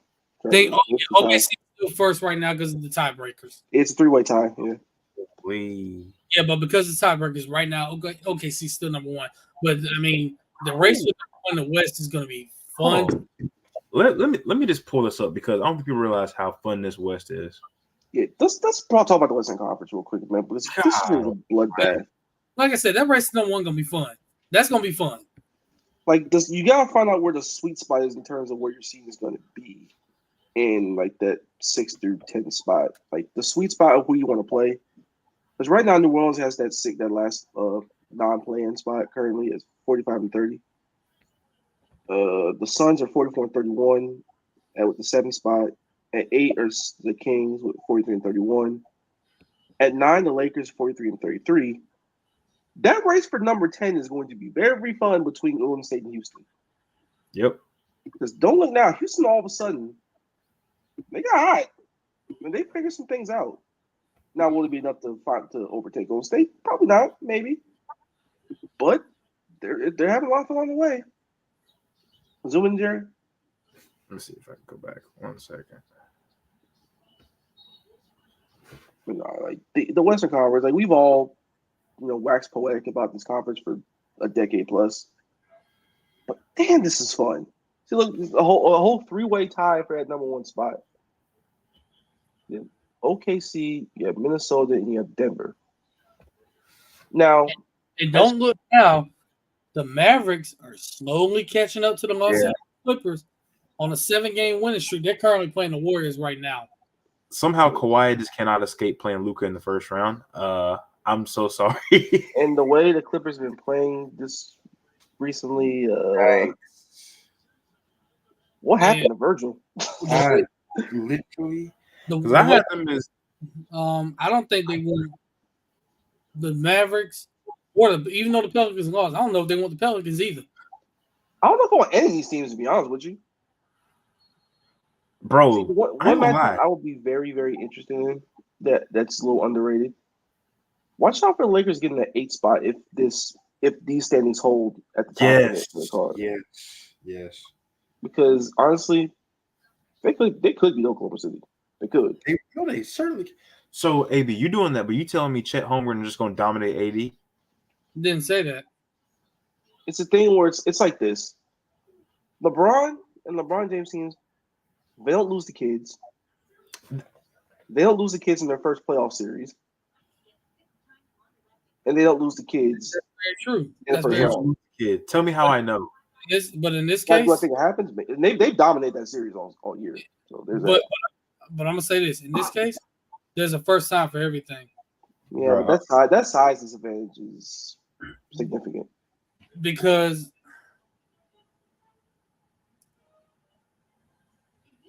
I feel like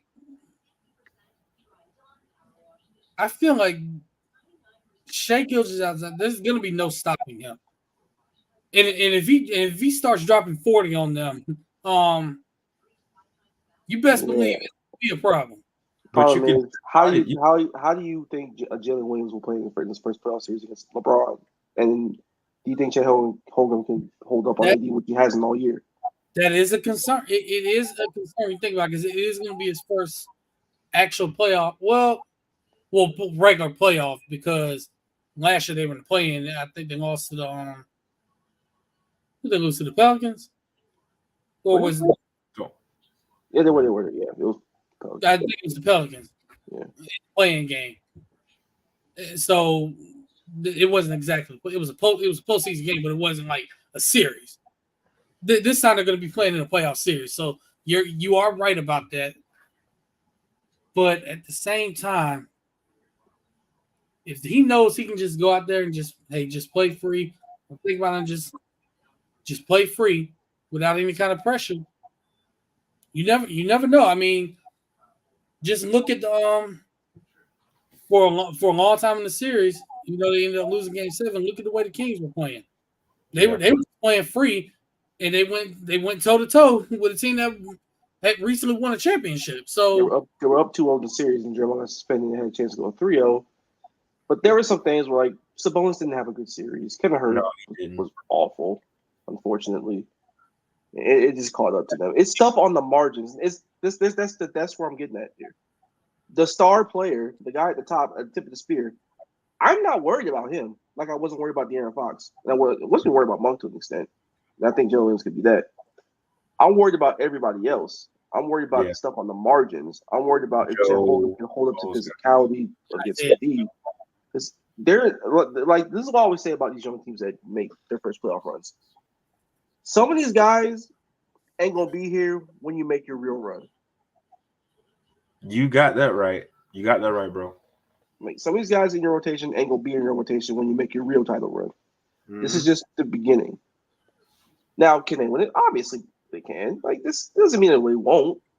It's just a matter of this is your first go at it. There's still some things you need to figure out on the margins, and if you catch the wrong matchup, which is possible in this Western Conference, because the Lakers are 10 games over 500. Not a bad team, not a great team by any stretch, but they ain't bad. Yeah. And they've dominated you all season long, and they have specific matchups in the playoffs matter. It's gonna be tough if they catch that one, but I do love OKC quite a bit. I do believe in them as a team. Minnesota, same deal, except they have a little bit more experience. It's just a matter of will they be dumb at the wrong moments? I like Minnesota. Well, hold on. Will they play what kind of hoops? CTE hoops. No, I believe in them. ESPN.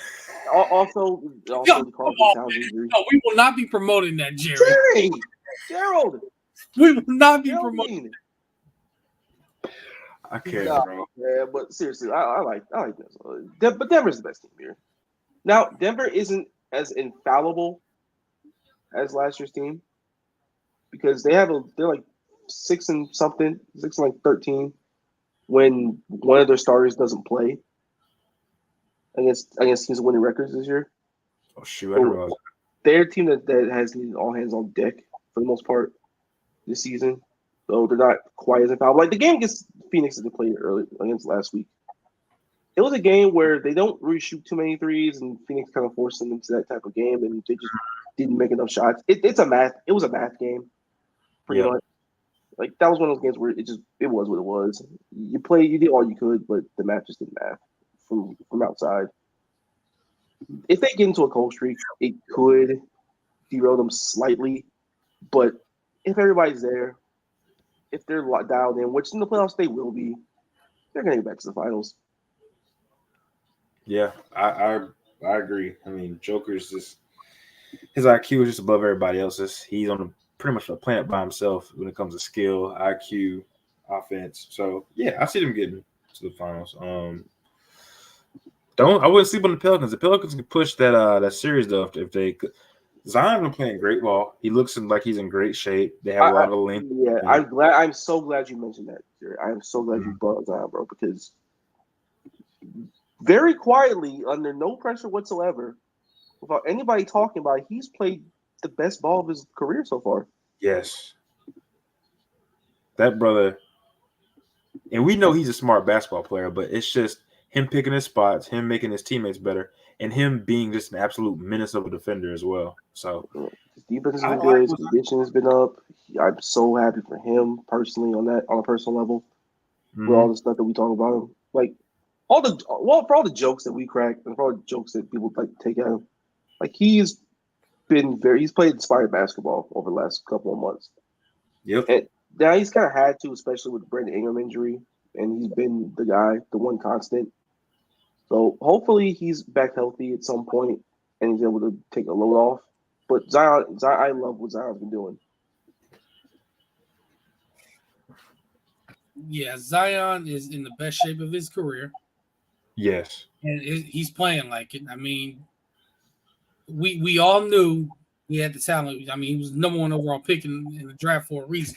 So we all knew he had the talent, but it was about just keeping him in shape. Now that he's in shape, that team is a different team when he's playing and he's engaged the way he is now.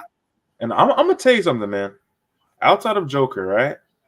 You look at that series, Michael Porter Jr. is gonna have a really tough time with Herb Jones. I'm just being honest. Like Herb Jones, tremendous defender, and he can shoot outside now. He can actually hit the corner three at a solid rate if you leave him open. So and shout out Trey Murphy always.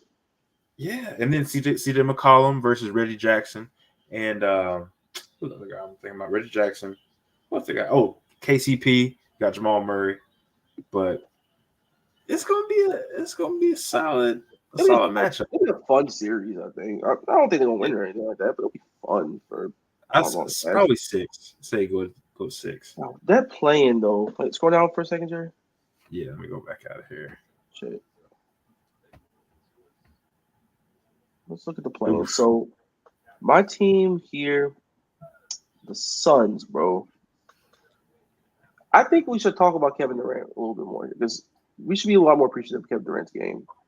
The guy, this is some of the most efficient basketball he's played in quite some time. Mm-hmm. And they're starting to kind of figure some things out on the margins. Devin Booker's still Devin Booker, obviously. Like, that's going to be 50 points, bro. Bradley Beal's starting to come along. Grayson Allen's actually been a very fun addition to this team in terms of 3 points. I think it's a leading 3-point shooter in the league this year. He's great. Jacksonville's own. Hey, he's been playing great. Yeah, I like what he's doing. They've gotten stuff out of Bowl every like 2 or 3 games. That where you go like, hold up, they got some here, and then you realize it's Bowl. But like his versatility, they're not playing with a bunch of NPCs, in the backcourt and just all around the bench. So they're a dangerous team that you don't want to play, but you can beat them. Like, let me rephrase this. So the Suns are the type of team where if you're a top 2 seed, are you better than them? Probably. Do you want to play them? Absolutely not. Nah, bro. No. Nah. See, no. I agree, but I'm also a little skeptical for one reason. I feel like not having a natural point guard could kill them. It could. That's why I say their team would be probably better than them, but like you don't want to play them if they're hot. Because my thing is, I kind of felt like this. Why did you trade Chris Paul? I mean, Chris Paul is like, But I get it, but he's still a competent point guard that could still get the ball to KD. still get the ball to Devin Booker, can still get the ball to Bradley Beal. So, I mean, you're not asking him to score 20 a game. You're just asking him to be a facilitator. And you're also asking him not to run out of gas when it matters, too, at the same time, especially when he's getting up in age. I get why he did it. It is what it is. I understand it. It's just get it, but like, well, I mean, AB, the thing is, look, at the end of the day, guard. Like, why did you go get another point guard if you were going to trade him? That's the only thing. well, yeah, I mean that might be their Achilles heel, but at the end of the day, you still got D-Book, you still got Brad, and you still got KD, and they can give you 60 together, minimum. You know what I'm saying? And in a playoff situation, that's kind of tough to deal with. That's tough to deal with. They also don't play defense that well. But I mean, if you have guys who get their spots if they're hot, like KD's been, yep, should happen. It can happen. KD's been good on defense this year, actually. Like he's actually played defense. He wasn't good on defense this year on that team. I mentioned he's been quite good, and he's actually more efficient than ever offensively. Yeah, he looks great, bro. Like he deserves more praise for sure. Especially after coming off an Achilles a couple years ago, you think he would have lost a step or two. He's been fine. He's been trucking along. He looks pretty good. And if they beat you in game one, man, then you got you a series. Now, looking at these seeds, which team would they pose the most issues against? What y'all think? Suns the most issues. Yeah, as if they stay at the 7th spot, which team do you think would they give the most problems to? Minnesota. Yeah, I said it because CTE Hoops might kick in for Minnesota at some point. So you think Minnesota? Oh, you're saying which team would Suns give the most problems? I think it's Oklahoma City. Yeah, Oklahoma City for sure. Yeah, Oklahoma City. Now, granted, they do need Cat back in the worst way if you're Minnesota, like they do. Yeah, I would say Oklahoma City, and not because I don't trust OKC completely. I just they're young, man. They're young. You know, talented as hell, but they aren't talented as hell. Don't get me wrong. Don't get twisted. But I got a question, y'all. Why are we saying Oklahoma City's young when Minnesota's still relatively young as well?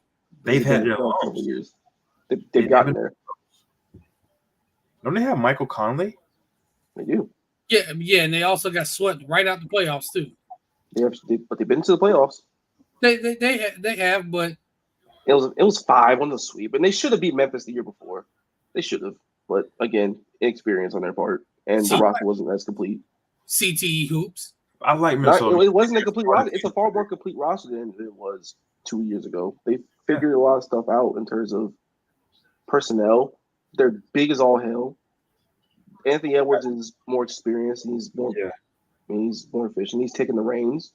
They figured out the Gobert Cat thing, and Naz Reid being their backup big was a huge addition. And he's a 3-level player, offensively and defensively. So, yeah. Minnesota. I do think both teams are very good though. Like I don't believe that they're gonna do some things where they're gonna just wilt. Mm-hmm. But it just depends on the matchups because that's just what this Western Conference has been all season. And I don't think the Rockets will catch the Warriors. Nah. Fun story. I mean, good for them for like getting together. It is a great story because they're kind of, even if they don't make the play-in or the playoffs this year, they're kind of giving you a glimpse of what it's going to be next year. Because that team next year is going to be squarely in the playoffs, in my opinion. Shout out Jalen Green, by the way. I have to give him his props here because he started to – because he was falling to that trap of just being a guy that just was a chucker extraordinaire. What are you doing? What are you doing? So sorry, bro. But no, like shout out Jalen Green though, because he could have fallen to that trap of just being a chucker extraordinaire that you see put up 28 points a game on like 40% shooting. But his passing's gotten better. His decision making has improved drastically, which happens when you start having children, I guess. You know, so shout out to him. This man is unhinged. Zoom in a little bit.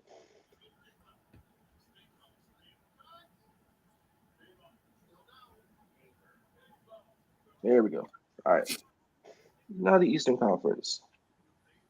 Yeah, we know Boston's gonna be number 1 seed here. We can put that to bed. Yeah, let me scoot down a little bit. All right. The race between the 2 seeds actually pretty damn interesting. You look at Milwaukee, Cleveland, and Orlando, and to extent the Knicks. Jesus. Not that much separation. I just want to see Orlando and New York, bro.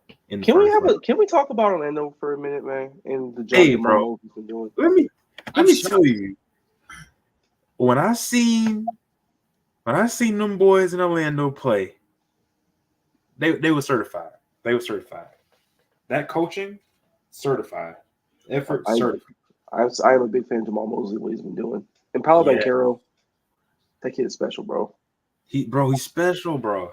Any man reviving or the Orlando Magic is a special player. Hey, man, when they had number 1 picks, they hit on it. Yeah, for sure. Hit on Shaq, hit on Dwight. They got Paolo, man. And he's so unique. 6'10", gets his shot wherever the hell he wants to. He's good enough passer. You have good guards around him. Now, their backup point guard situation is a little bit tricky because they did come out and say Markelle Fultz will probably be that guy coming off the bench in the playoffs. Good for him for reviving his career in a good spot like this. AB, what are you plotting on, bro? What are you cooking? Stay where they are now. I see a couple of spicy matchups for lower seeds. We're gonna get there, my dear child. We're gonna get there. Sheesh. I'm gonna start with the 6-3 matchup. I would say hold your thoughts on the Heat, but let's get to the 6-3 because that's gonna be fun. Yeah. I would put my money on Indiana in that series. Oh no, I still take Cleveland. I'm sorry. I'm taking Cleveland. Taking Cleveland. See, I want to, but after seeing what Jalen Brunson did to them boys last year, I mean, Brunson's doing this to a lot of people right now. Brunson's a playoff. Yeah, but Tyrese Halliburton, the way he's played in the last month, and I'll come off the hamstring. It hasn't been the highs. Now, the only thing that would concern me about Indiana is Miles Turner because I really don't trust them that much. I don't trust the defense at all. I don't. But I do. do. It could be fun though. It could. I do that's what the series. Yeah, I think you also saw what I saw. I think I did see what you just. You talking about 4-5 or the little 7 spot? Well, 4-5 could be that could be a fun series too. 4-5 is going to be phenomenal. I'm going to love that. Depends on help for the Knicks, but I think the Knicks could probably gut that out. Yeah. Where they can move from now to, I don't. Shot chucker. Jesus Christ, AB. Come on, man. Shot chucker is nobody don't win that series. I mean, they're winning that series. Relax. But I would say they probably win this boys. They have not, they have not defended Paolo Banchero all year when they played him. You can't defend Brunson in the playoff setting. Well, yeah, I mean, there you go. Yeah, Brunson. I have no issue with Brunson for the Knicks. No, I said shot chucker for a reason. Well, he's not going to be the second option for this team anymore. So that's the good news. And this has been one of the more efficient seasons he's had since Anano's been on the team. And if he's there, then I think he'll be okay. I think he's had a chance to kind of learn. And then plus, don't sleep on Josh Hart and his impact he's been having this year. He's been playing great ball. I think Hartenstein's been playing better ball than I thought he would. And that black man Hartenstein been hooping. This is what I think about Josh Hart. Oh, get over yourself. Come on, man. To hell with your eyes. To hell with him. Dry your eyes. To hell with him. But yeah. You are not serious, man, sometimes, bro. Your favorite matchup. 7-2. I know you want to get into it. I know you want to do it. This is Marcus's favorite matchup if this holds up. This would be very funny. I'm sorry. It's extremely funny. Especially knowing who's coaching that number 2 seed. Now, in fairness, I think they played a lot better since the All-Star break defensively. But, which I thought was going to happen. It was going to take time for them regardless. it's just very funny to watch Doc Rivers in the playoff series again. Yeah. Him against Spo, he's gonna be retired for good. You think they're gonna fire him if we win that series again? Do you think they actually fire him? No. I mean, nah. Or do I you think they're I'm just one of those guys that I will always maintain this about Miami. I will never have thoughts on Miami. Ever. You can't have Until your thoughts on them. You can't. You don't know what to think. I don't. Like logically, and what I see of them every night, healthy or not, they have legitimate issues. They do. But Miami playoff voodoo go burr. You know? Doesn't matter who's out there. Eric Spoelstra will probably coach up some damn alchemy in the locker room at halftime every game, and he'll come out shooting 50% from three, or he'll come out playing some of the most beautiful basketball I've ever seen in my life, or he'll come out playing these double drag screens for people, and Bam will just be a monster. And by the way, shout out to Bam Adebayo this year because he's been taken out of his comfort zone in terms of what he's used to playing, like in terms of what he likes to do, and he's excelled at it. And he's hit 3 or 4. Yes. You said it, Jerry. He's finally taking threes. Yeah. Finally. That's what we've been waiting on from Bam. So I don't know, waiting on, but it's nice. we've been waiting on this for at least 3 years. He just had the skeleton of a good shot every so often. No, because when you see him shoot the ball, it's a beautiful shot. That's what I'm saying. Like he's had the skeleton of a shot if you develop it enough times. He could take 1 or 2 a game. I'll be fine with it. Maybe hit one here, take him off, and then from inside, he's probably the best big in terms of being able to be an offensive hub in the NBA other than Jokic, and probably going to be here. Like as a hub, as a passer, especially from the elbows, he's about as good as anybody. But Marcus, you said something. You said you will never have thoughts on Miami, right? Mm-hmm. Why do y'all think last year when the playoffs started, y'all asked me to pick series that they were involved in? I said I'm not picking. Because you have no thoughts. Because you don't know what the hell you're gonna get out of them. My point exactly. Because they've done this thing where it's like, we don't really care about this season. They put everybody. April was like, oh, we're gonna lock in. Sometimes it works in that they get to the finals. Or 1 year they actually do lock in for most of the year, have a number 1 seed, and get like win the game and go into the finals. Other times they crash and burn. You don't know.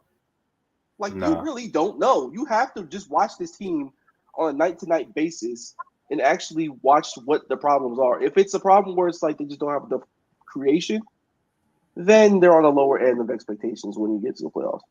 If it's a situation where, okay, guys are just simply hurt, or guys that are like normal 42% shooters just are in slumps right now, then you can say, okay, once they get into a setting where it matters and where they start, starting to get the week-to-week adjustments and everything like that from game to game against a familiar opponent, which is what you get in the playoff series, then yeah, they can make a run.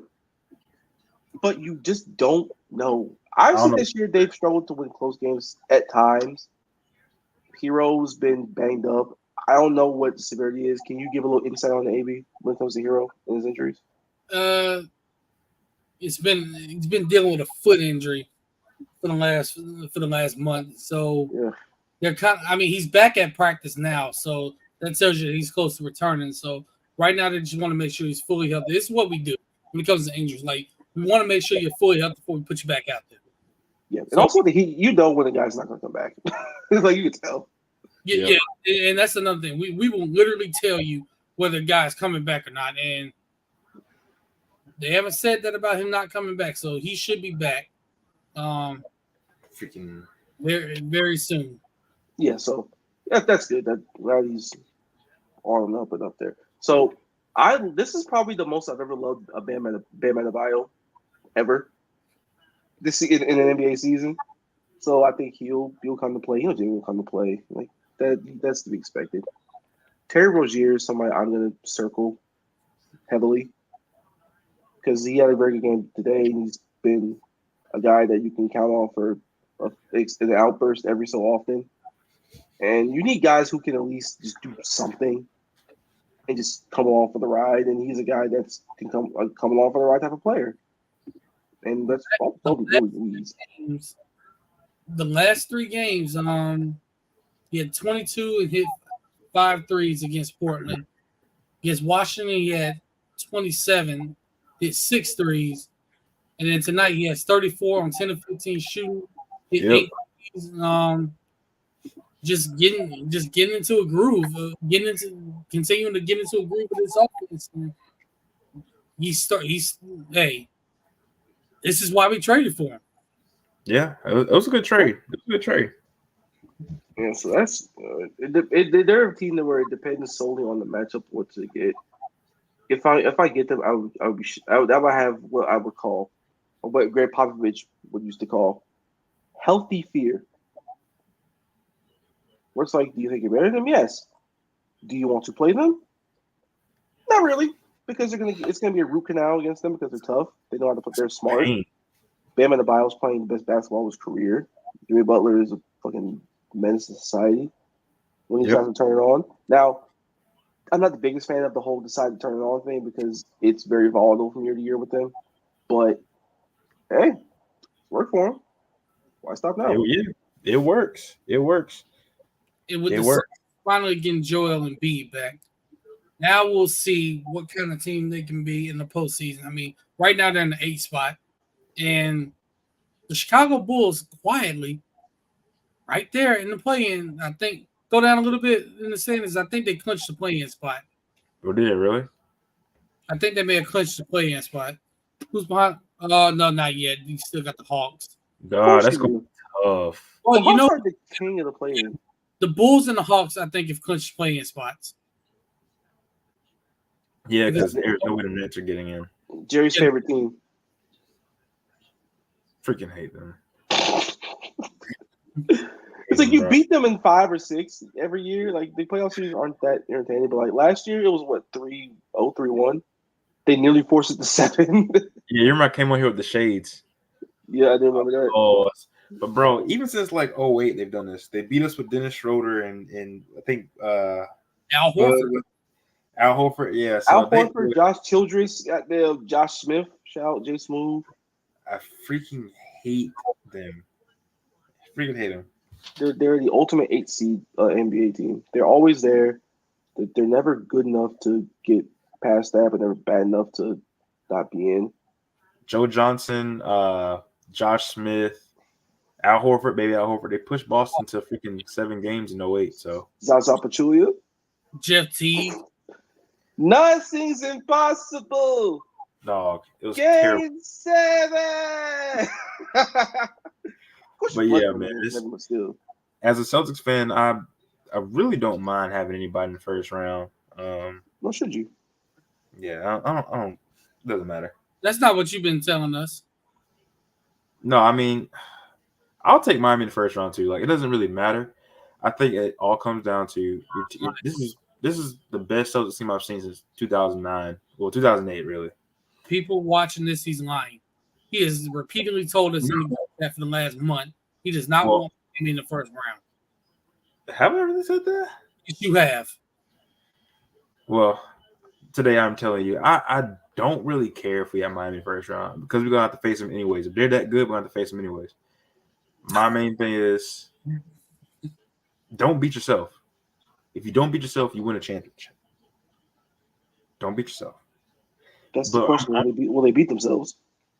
They've shown to do it. I've seen it numerous times. When they lost to the Warriors in the finals, they didn't beat themselves. They didn't really beat themselves. They didn't help themselves at the same time either. Yeah, we didn't help ourselves, and unfortunately, Tatum was playing with a freaking cooked wrist, but he still got to look that. It's one of those things where it's like, how many chances will this roster get if they fail this year? I think they'll get another year or 2 with this group, but because they're already blowing up once with Trade Smart before the season started. Yeah, I think they'll run it back, like because they're trying to keep Drew for the rest of his career. I'm pretty sure. How long is that gonna last? I don't know. They're gonna keep Al forever until the wheels fall off. I don't know, man, but I think they'll win a championship at some point. But when, I don't know. it's like they almost have to at some point, right? Like that's just the the destination for a lot of these younger teams that stay together for a while. They win it eventually. I'm gonna say this: if they don't win it this year, I don't know if they make a move to kind of blow it up. If they don't get out the East, there will be a conversation. Yeah, if they don't get out of the East, there will be a conversation about blowing this team up. There will be a conversation about choosing between Jason Tatum and Jaylen Brown. That conversation will pop up. And Jerry, I told you this 2 years ago.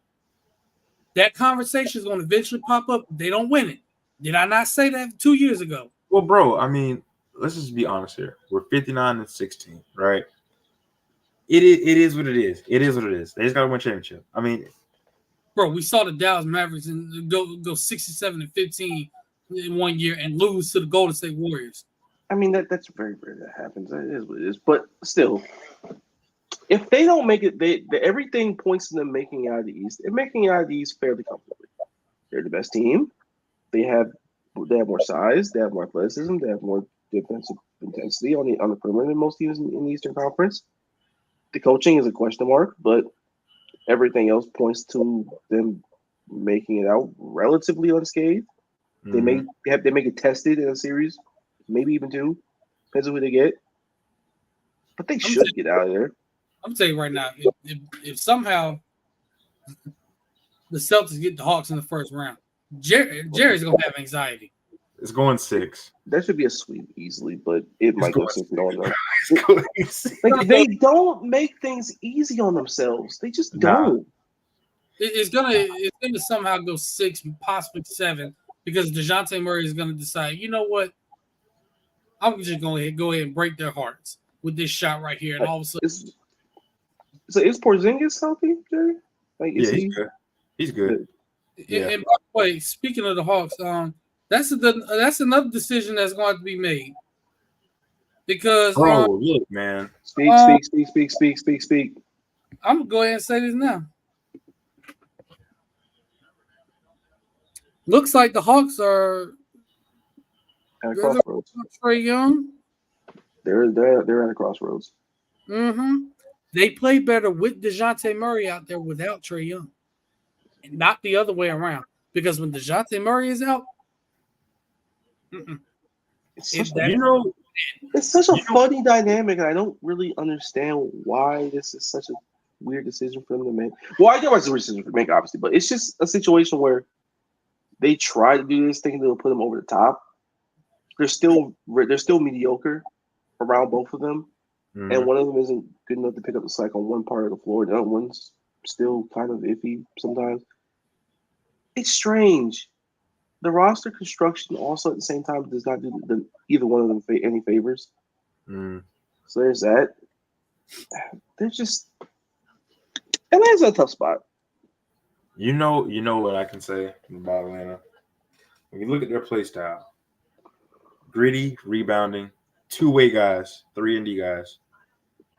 I just feel like they're a more whole team when DeJounte's out there. Like, I don't know how to explain it. Trae Young is a great player, don't get me wrong. But he can be a liability on defense, 1,000%. DeJounte will defend you.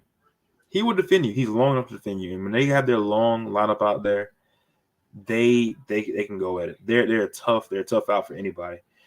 So, but that's not to say I would, because you can still build a team around Trae Young, I think, a little bit more easy than DeJounte, if that makes sense. But as of now, I think DeJounte's play style fits where they're doing more. Yeah. And which is why I said I feel like he plays better, much better defense too. So I mean that clearly helps them. But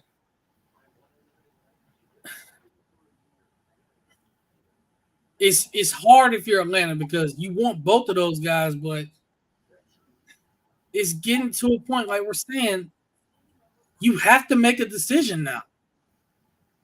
They're gonna keep Trae Young, bro. And which would be the wrong decision. I'm just be real. That would be the wrong decision. Yeah. Yeah. I mean, like you said, they're at a crossroads. You have to pick. You just have to. Now Boston's not in that situation yet. They're not there yet. No. But you know what my concern is about the Hawks? You said what? My concern about the Hawks, you let the Pacers pass here as far as growth. You let Halliburton pass Trae Young and DeJounte as far as growth. And I just don't like that, man. I feel like they should be a 5 seed or a 6 seed. You know what I'm saying? Yeah, you would think, but they don't have a lot of the personnel pieces that these other teams at the top do have.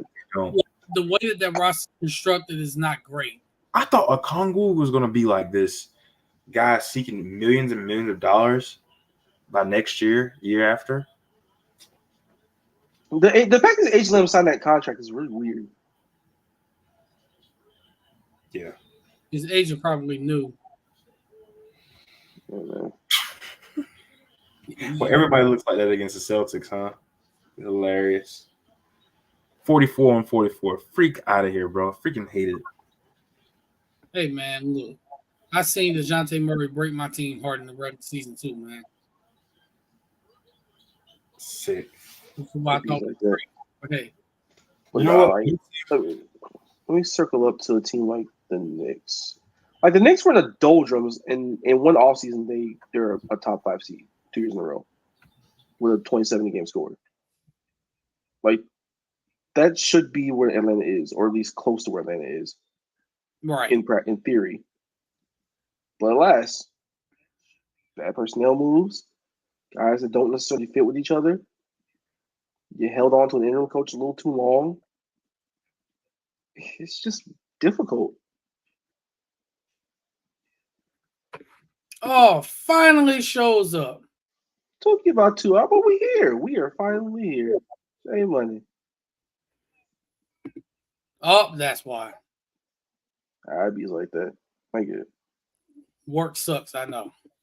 But yeah, look, and speaking of Knicks, that's another team that's gotta make a decision. On Julius Randle. Regardless of what happens in this postseason run. Man, we already knew that was gonna happen the minute they traded for OG Anunoby. It is what it is. What do you get back from is the question. See, that's the thing. Are you like how much are you really gonna get back for him? I mean, if they want to trade for another guy, then I guess you just toss him in. Because he's not exactly a hopeless player. He's not some like dude. Like he can produce for a team if that's just what they want. So they can get somebody if that's what they choose to do. I think he mostly has blended in pretty well with this new roster in the games we did see of him. But again, the layoff is still a real thing. And we'll have to see how that works. LJ Anunoby again, like we'll see him when he gets back. Mitchell Robinson coming back was a huge boost for the front court because they needed some pieces there badly. It's actually Isaiah Hartenstein's been playing really good basketball, but then they need Mitchell Robinson. And Jalen Brunson, what more can you say about what he's done this season? Like he's been spectacular. Dallas, you should have paid him. I'm sorry. Like let's be serious. But he's been Robinson played. He did play tonight, so good. Because I remember he came off the bench a couple of nights ago. I don't know if he's been in that lineup since, but that's good. DiVincenzo's been giving some shooting. Deuce McBride, out of the blue, when Tibbs decided he actually kind of had to play this kid, he's been on fire because he was a big part of them being the highest rated offense in the month of March. There was a game where Brunson had around damn near 40 points and he came on with about 27, 28. Like he's a solid shooter when he's on. Young player, good find by them. Kind of helping soften the blow of trading someone like Quentin Grimes, who fans liked at the time. So that's a boon. Now, how far do they get in the playoffs? It very much depends on seeding. In the 4th or 5th spot, they probably do win that first round series. After that, if they somehow manage to get to the 3, they could possibly be a conference finals team. Emphasis on could. I mean, they will, but they could. Don't give me that. Don't give me that. I said they would. I said they could. And yes, they can. Yeah. Okay. And Gerald has left the building. Of course he did. Don't know what he's doing. Oh, we know what this is. BGs have popped up on him. Hey man, that's just how it be. Bubble guts. This I do not agree with. They'll be fine. They beat the shit out of Sixers all the time. Don't overthink it. Yeah, Gerald has left the building. So with that, we're gonna end it right here and just give our final thoughts. Wemby and Jokic out there went crazy today. Wemby been going crazy for the last month. So Jokic had 42, 16, and 6. Oof. Wemby had 23, 15, 8, and 9 blocks. Dang, he could have had a quadruple double tonight. I'll just say is NBA. This will be the worst year of Victor Wembanyama's career. Plan accordingly. He's him. He's that guy. He is that guy. Yeah. It's up to San Antonio to build around them, but if there's any franchise I trust to make the right moves, it's them. And J Money, we're gonna start taking basketball serious now. It's April, so you know what that means. Playoff Jimmy is getting ready to be loaded up. Scary Terry is playing some great basketball. We will be reincorporating Tyler Hero very soon. Duncan Robinson is doing what he's doing. Jaime Jaquez Jr. is going to be ready for the playoffs. Haywood Highsmith is on a tear from the three-point line right now and playing some of the best basketball of his career. And Bam Adebayo is finally shooting threes, playing accordingly. Took a minute, but he's here. So, yeah, they're starting to take basketball serious now. Don't know why we coast in the regular season, but hey. Yeah, it's not always a sustainable thing.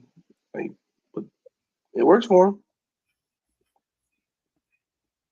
Yeah, it works. Yeah, you're happy about it, but then it pisses you off because it's like, dude, But you can't keep getting away with just playing like dog shit and then coming into the playoffs where everything matters and just turning up a notch. You can't always do that. Like, it's burned them before. So other times it's worked. But again, Heat voodoo magic and Spo go burr. You know what I mean? So it just fully depends on watching them every night and seeing what the strengths and weaknesses of that particular year's team is. And you can just plan accordingly on how far they're going to go. Yeah. But with that, we are going to give our final thoughts. My final thoughts? Calvin, really, congratulations on the contract, brother. I know that hurts you to say that. Not really. I heard it sucks it was the fucking Titans that did it, but other than that, take the money, bro. I know it hurt you, though. I know it did. Yeah, take the money. You sure you wanted to take the money? Well, calm down.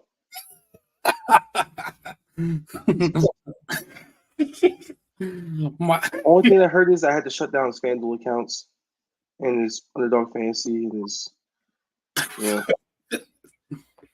I said, oh, my fault. I said, his Hard Rock. My bad. A rematch from last year with you on the book. Hey, I'll take it. That's a funny series. I would love to beat Doc Rivers and the Bucks.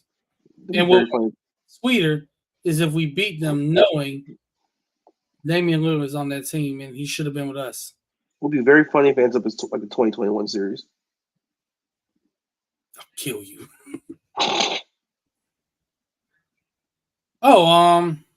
Wish we would have made more free agency moves, but I feel like they're going to draft well because they usually do. Y'all say what y'all want about them. They usually do draft well. So they're going to get younger in spots where they did need to get younger. So that's what I'm hopefully banking on. I think they'll be Well, let's just be real. It's going to be the Cowboys and the Eagles again fighting for that division. I mean, let's just be honest. Let's be honest. I mean, that's what it's going to be. Can the Commanders do something? Maybe. Giants, I'm not trusting them. They just lost Saquon Barkley. It's over for them. And on top of that, they should have got rid of Daniel Jones last year. Also, they shouldn't have paid Daniel Jones in the first place. Yeah. That's the other thing. They paid the wrong guy. They should have paid Saquon instead of Daniel Jones. But you fell in love with the position instead of the player. Right, because had you paid Saquon and not Daniel Jones, you could have been in a position to get one of these quarterbacks and still had Saquon. It's like that's one of those things where you fell in love with the guy playing quarterback and you didn't want to admit the mistake that you drafted him as high as you did. My team did it before Blake Bortles. Giants did it here. Oh, you And love we got farther with Blake Bortles. What is it? You loved Blake Bortles in 2017.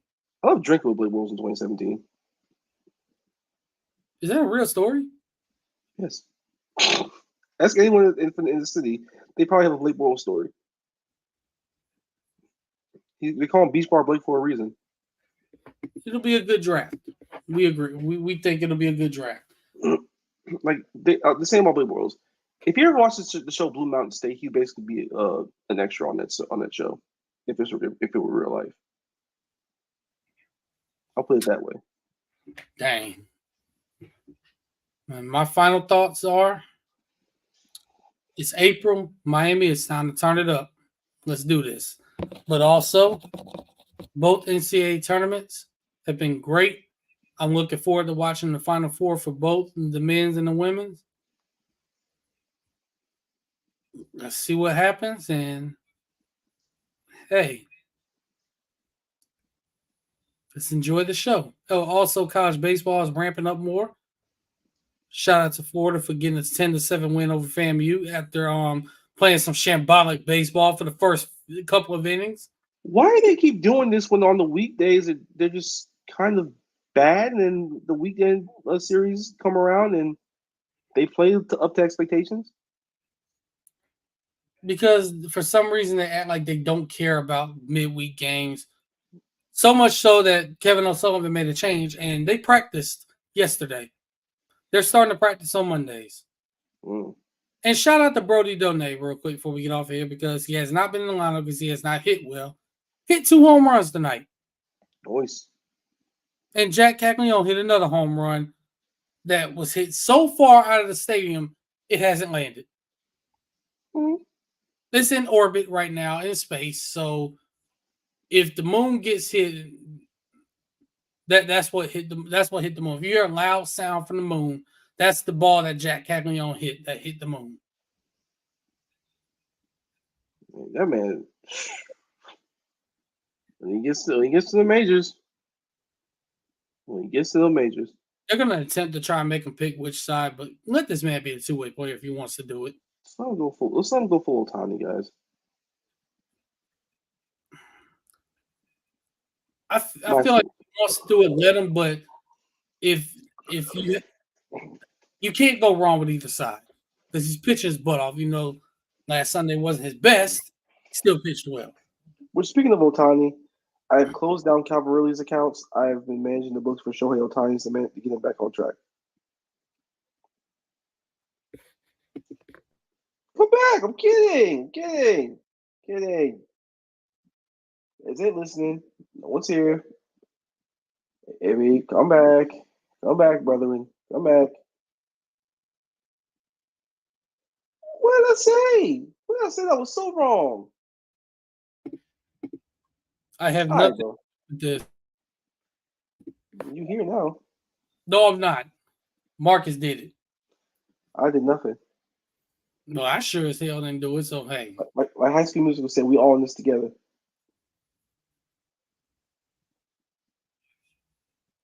Too soon, man. Vanessa Hudgens is pregnant. I'll dry your eyes. Shut up. I was good about it. With that being said, this has been another great episode of Indisputable Evidence. It's great being back. Hopefully we can be back home again soon. But let everybody know where they can follow you, burner accounts included. Marcus Davis 904 on Twitter. You already know what that is. And that's for Jerry. You can follow him at Jerry Breezy II, and I am Breezy II. And my burner account is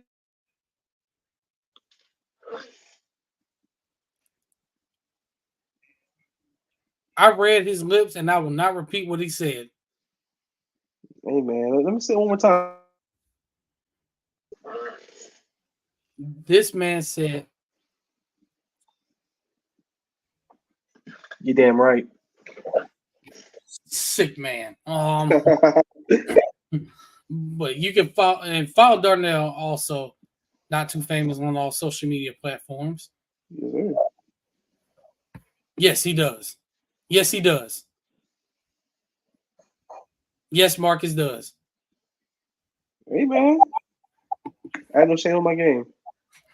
You can follow me on Twitter at AceWade1, on Instagram at Ace_Wade1, ladies. You can follow the podcast account on Twitter at Indie Evidence, Instagram Indisputable Evidence, TikTok Indisputable Evidence, and Twitch Indisputable Evidence as well. And stay tuned with me personally. Again, stay tuned for content coming from me. If the Timberwolves lose in the first round, I will do the cinnamon challenge on air. We gonna hold him to that. And also, if you follow my personal TikTok account, keep running that video about Lake Lanier up. Keep running that up. Please keep running that up. But with that being said, we're gonna leave y'all as we always do. God bless y'all. Stay safe. Y'all take care of your loved ones. Tell them you love them every day. Same with your friends. Same with your friends. Tell them you love them every single day. Y'all just continue to take care of your chicken, take care of your mentals. Wash your face, wash your hands. Marcus, Take a shower, you stink butt bastards. And wear socks and shoes, closed-toed shoes preferably, in the movie theater, in any and all public settings.